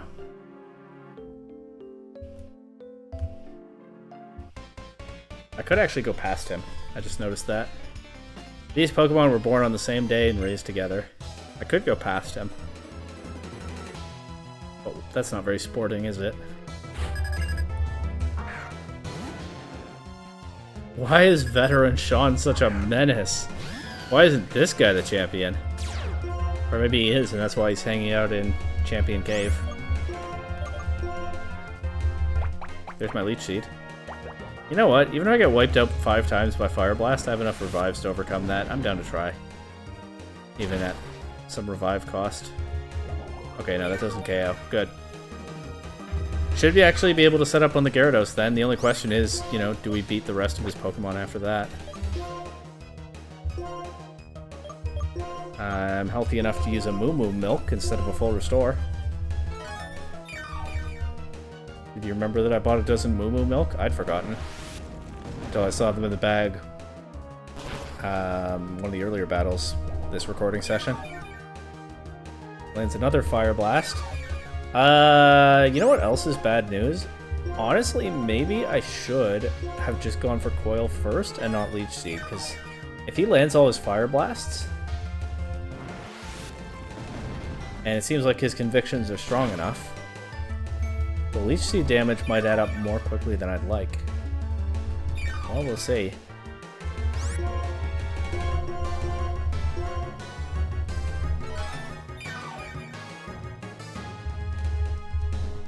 Oh! Well, we found out its 4th move, folks. Fortunately, it's less accurate than Fire Blast. And equally powerful, so it shouldn't KO either. Waterfall, Stone Edge, Fire Blast, Blizzard. And that's his first Pokemon out of 6. Alder who? This is the champion right here. Veteran Sean. The hidden menace that if I ever knew about him, had forgotten. It crits the first Stone Edge, of course. I'm only at +2 right now, and I'm going to use another move. I'm going to use a full restore here. I am not getting as much setup as I wanted, that's for sure.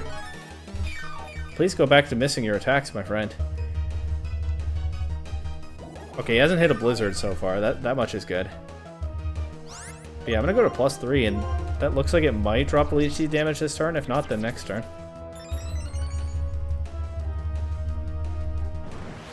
He also hasn't missed a Fire Blast, so that's the trade-off for the Blizzards, I guess. That 70 versus 85 difference really showing. I guess I heal this turn, even though I'd like to get to +4 while I can. Let's play it safe. For +3.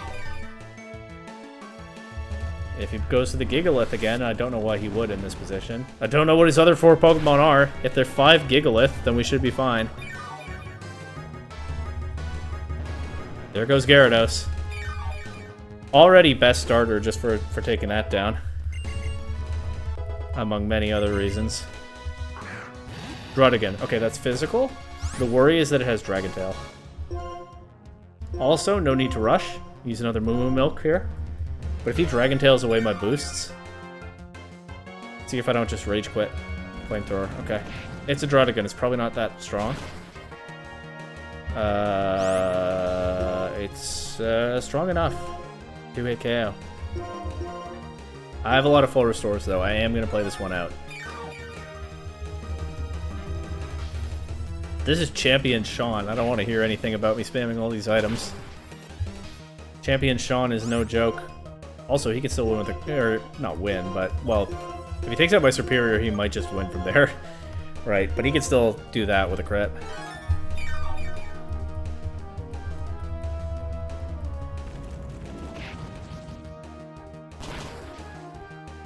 I keep talking about all the hidden depths to this game, and I did not remember this guy. I'm not sure I've ever battled him before. How is that for a hidden depth?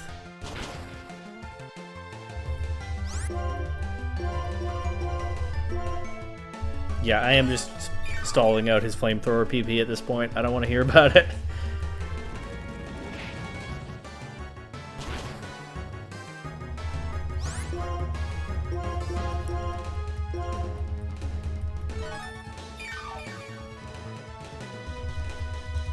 Trainer battle music has never felt so dramatic.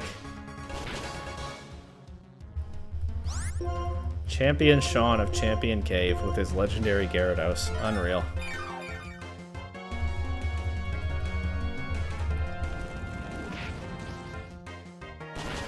You know that clip that got clipped of Alpharad's reaction to the Volo into Giratina battle? I don't know if I have that kind of reaction in me, but... Well, the thing is, it was a slower build-up with Champion Sean. You see Giratina pop up, you know what's going on. This guy, seeing each of his Gyarados' moves one by one, realizing he has 5 more Pokemon after that. But I do feel a little bit like I'm battling Volo for the first time here.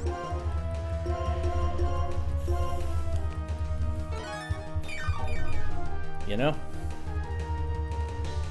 I wonder if they're all mixed attackers. Although, what would his Gigalith have? Like, Power Gem? It does learn that, by level up, no less.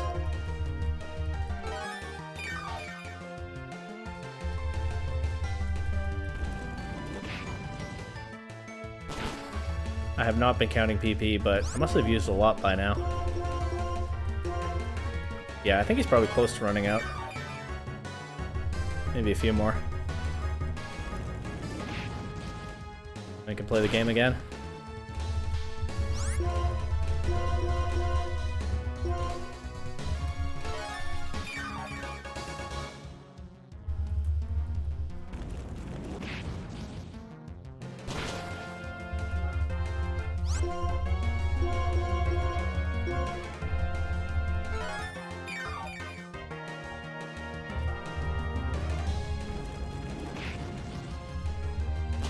At least this goes by more quickly than it would in any of the earlier games.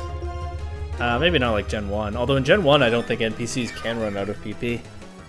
So that would be a fundamental flaw in my plan here. But it's certainly going by more quickly than it would in like Gen 4. He'd crit me. There go all the boosts. I'll try again. Can I just Dragon Pulse this and then set up on his Gigalith?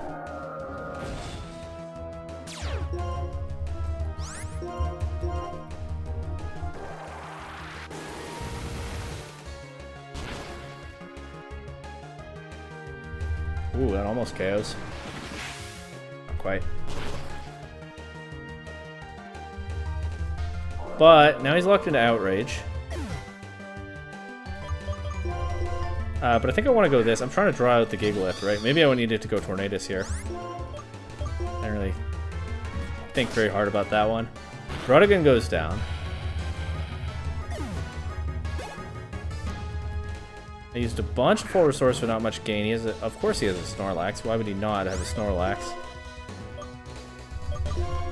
Let's see if it goes for like a Body Slam or something here. That would be nice. Bet it goes for Stone Edge though. What? Well, I didn't see that coming. Flame Body? No Flame Body. Still another chance while I revive Toronto the Superior here.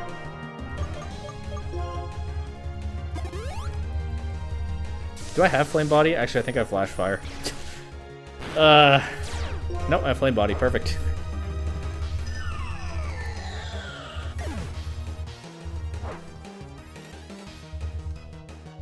And you know what else? Snorlax will give a lot of Leech Seed recovery.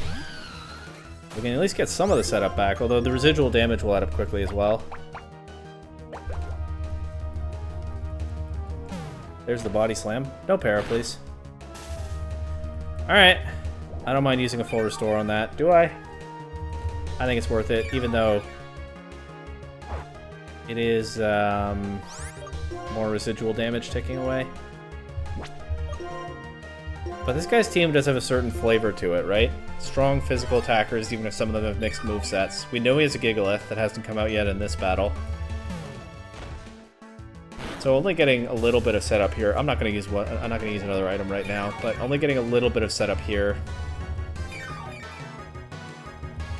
is still something that can be recovered from. Hope I don't get fully paralyzed. I have 17 coil PP left, so if I get to +6, I'll be at 11. That's a good thing to keep track of in this position. +1 right now. Does the burn KO? No, so one more chance, as long as no full para. This is just spamming body slam. You'd think it would have blizzard or something. Crit? Okay. You'd think the Snorlax would have blizzard or something, but we didn't see it at least. +2.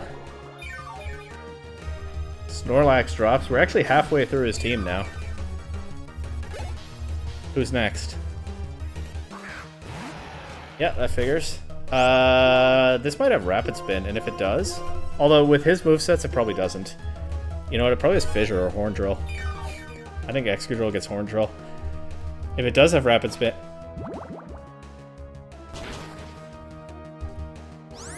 I'll leave it to Champion Sean to surprise me every time. I don't think it has Rapid Spin, which means I don't think it can remove Leech Seed from itself. That's what I was getting at with that. No, there's just no way. You can't be serious. Sludge Bomb and Toxic? This is a joke, right?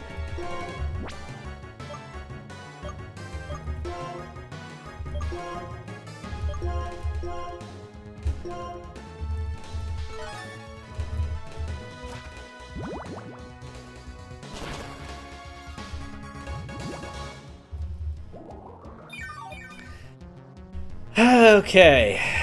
Sludge Bomb, Toxic. The Sludge Bomb poisoned after I used my last antidote in the bag, although I need some HP here as well.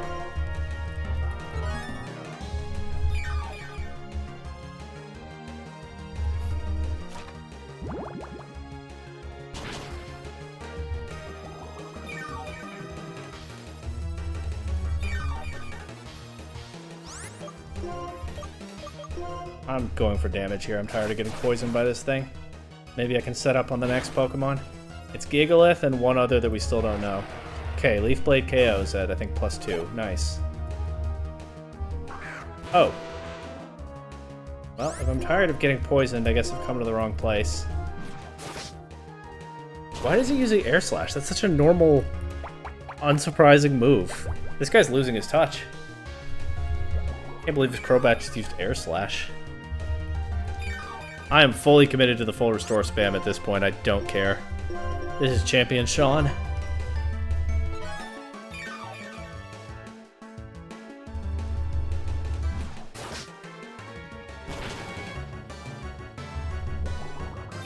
What a bizarrely unsurprising move. This guy's got Sludge Bomb Excadrill, and then his Crobat just uses Air Slash. His Pokemon might have been born on the same... I'm out of Moo Moo Milk. His Pokemon might have been born on the same day and raised together, but they have not been treated equally, I'll say that.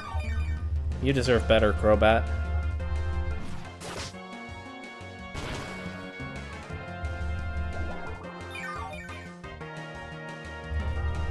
He could miss one, it's a 5% chance, but also... Like, I have enough of these to just get the KO with Leech Seed. That's what's going on at this point, I'm not gonna lie to you.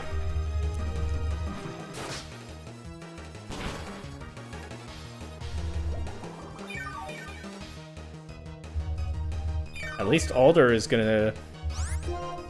At least battling Alder is gonna be a breeze after this, huh?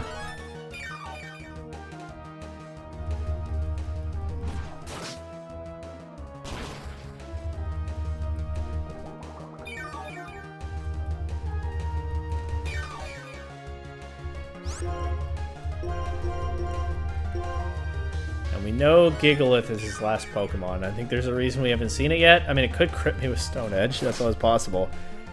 But I'm pretty sure if Toronto doesn't beat it, Red Deer will.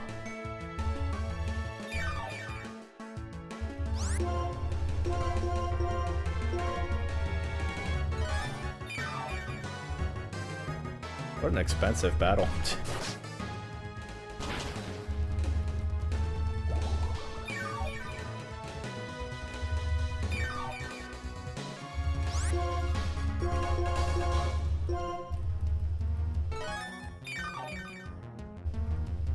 But I see that Crobat slowing down. Those wings are not flapping so quickly anymore. We never did get that 5% Air Slash miss, although that was definitely fewer than 20 turns. So, it's not like he was especially lucky there. I'm going straight for a Leech Seed into this Gigalith. +2 superior. You can use Fire Blast? Does Gigalith learn that? I guess we'll find out. It must not, huh? I guess Gigalith doesn't learn Fire Blast or Sludge Bomb or Blizzard or Hurricane. Good to know.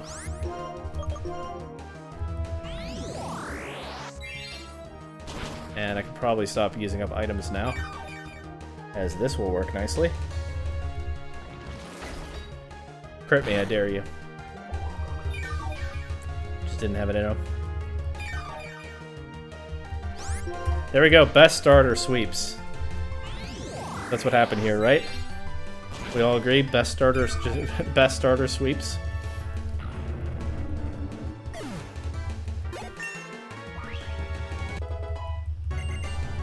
Gastro Acid, no thank you.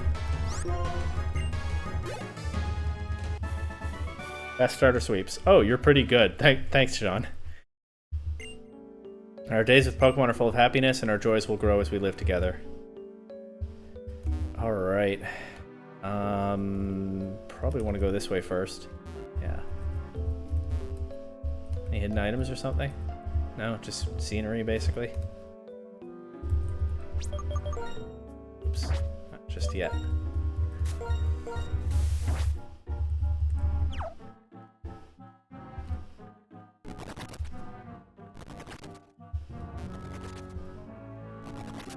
How do I get to that item?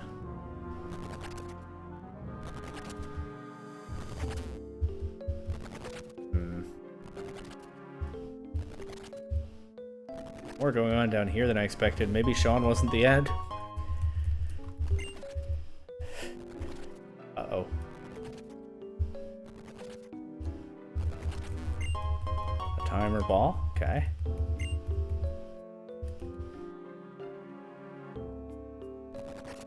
Big bridge. High up. That's a trainer. Maybe I battled her already. I don't know. Star piece.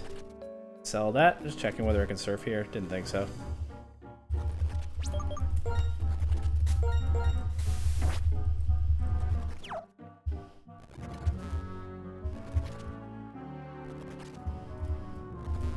I think there might be 2 champions in Champion Cave. Oh. Is that a neat little area?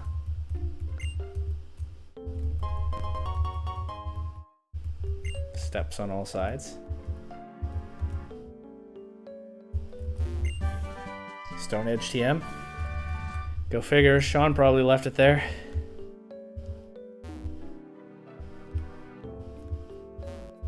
Scared. I definitely haven't battled her yet, right? Surf first.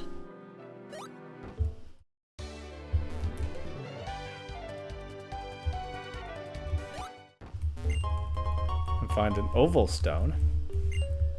The thing that evolves Happiny into Chansey.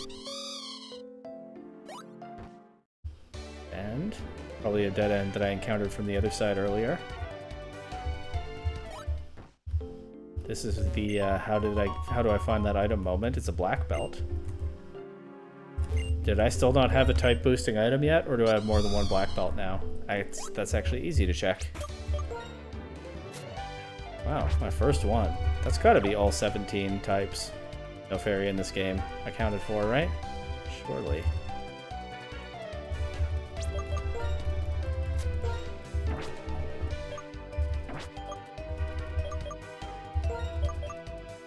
Like certain species of Pokemon evolve, yeah, that's the one. What did I just encounter? Basculin? Called it. Oh, I guess I let my repel lapse.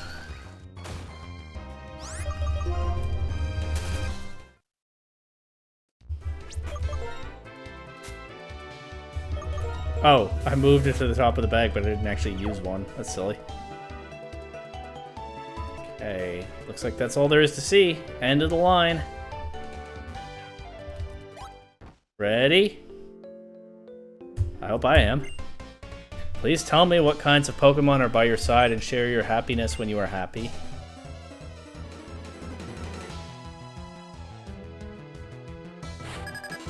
Veteran Julia, only 4 Pokemon. A little underwhelming after Sean. Steel-type Wormadam. Honestly, maybe I could set up on this. I can Leech Seed it, unlike the grass one. This is my 6th Leech Seed since healing. I have 4 PP left. Yeah, Ironhead is fine. Here we go again, hopefully without spamming full restores this time. I have 15 PP in Coil, so if I get to +6, I'll have 9 left. That is how I typically keep track in-game. I guess since I'm doing narration anyway, I can say it out loud here. I'm at +1 now. That Ironhead is still doing more than I'd like, but the Leech Seed recovery is pretty nice. This will get me to +2. Those crows are long gone from my window, but the sun's going down now. It's kind of getting in my eyes. Struggle Bug. That is not weakened by Coil. I definitely think I'll take a break from recording after this cave. I'd also have to get some dinner, I suppose. It's a good thing to do, right? I'll use 1 full restore, hopefully not more. But so far, this is no Sean.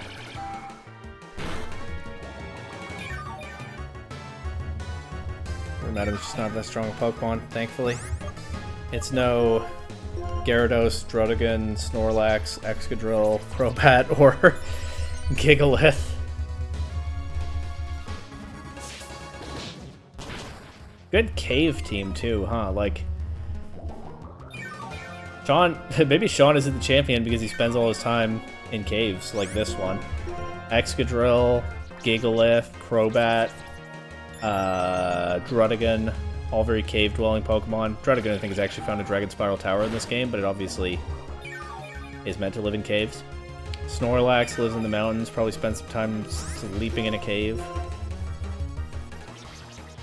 And then Gyarados is a little bit of an outlier, but hey, it's a watery cave. But again, I think the lore now, I think the headcanon now is that Gyarados is the legendary Pokemon of Champion Cave, right? Or Challenger's Cave if you prefer. I'm at +5, but I'm taking enough damage. I'm actually just going to Giga Drain here and hope that KOs. It's obviously not boosted and double resisted, so I don't know why I would expect it to KO. That actually did like nothing. I should have just gone for +6. Oh well. That was silly. +5 is still pretty good though. Oh, and I can still go for +6. And then I guess use 1 more full restore against her next Pokemon if I get the chance and it's not like a Charizard or something. Or her own Reshiram. I mean, who knows at this point.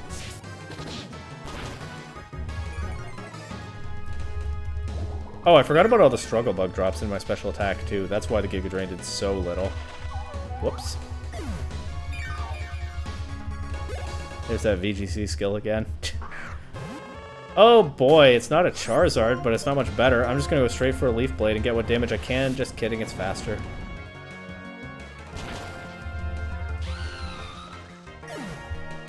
How's Steinbach doing? Nice and healthy? Does Ninetales learn Wild Charge? I mean, I'm considering every possibility at this point after Sean.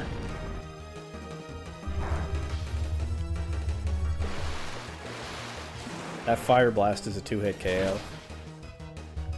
But it can miss. I really set up on that Wormadam just for this. Nobody misses Fire Blasts in here. They're all too strong-willed. Although I guess Sean is exactly in the sweet spot where his convictions are strong enough to land every Fire Blast, but none of his Blizzards.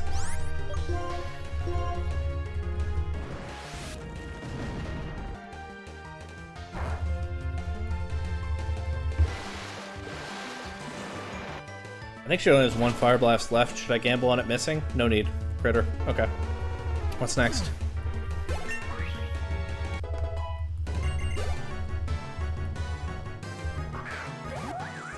Okay. Double weak to flying. We can handle that. If not with Steinbach, then with St. John's. St. John's it is. I also could go Red Deer and set up on this with Swords Dance, but I just want damage at this point. I'm getting tired of this.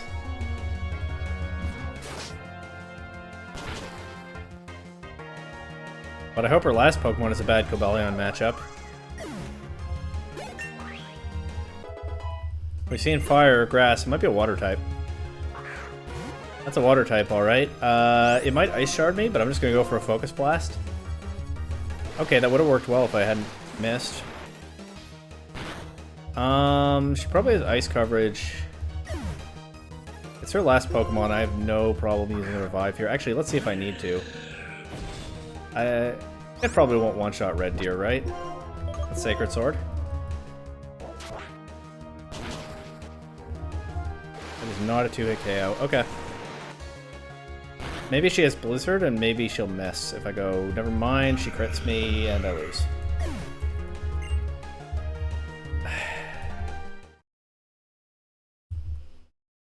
That is a battle that I think I win on a second attempt, but honestly, there doesn't seem to be anything more to the cave.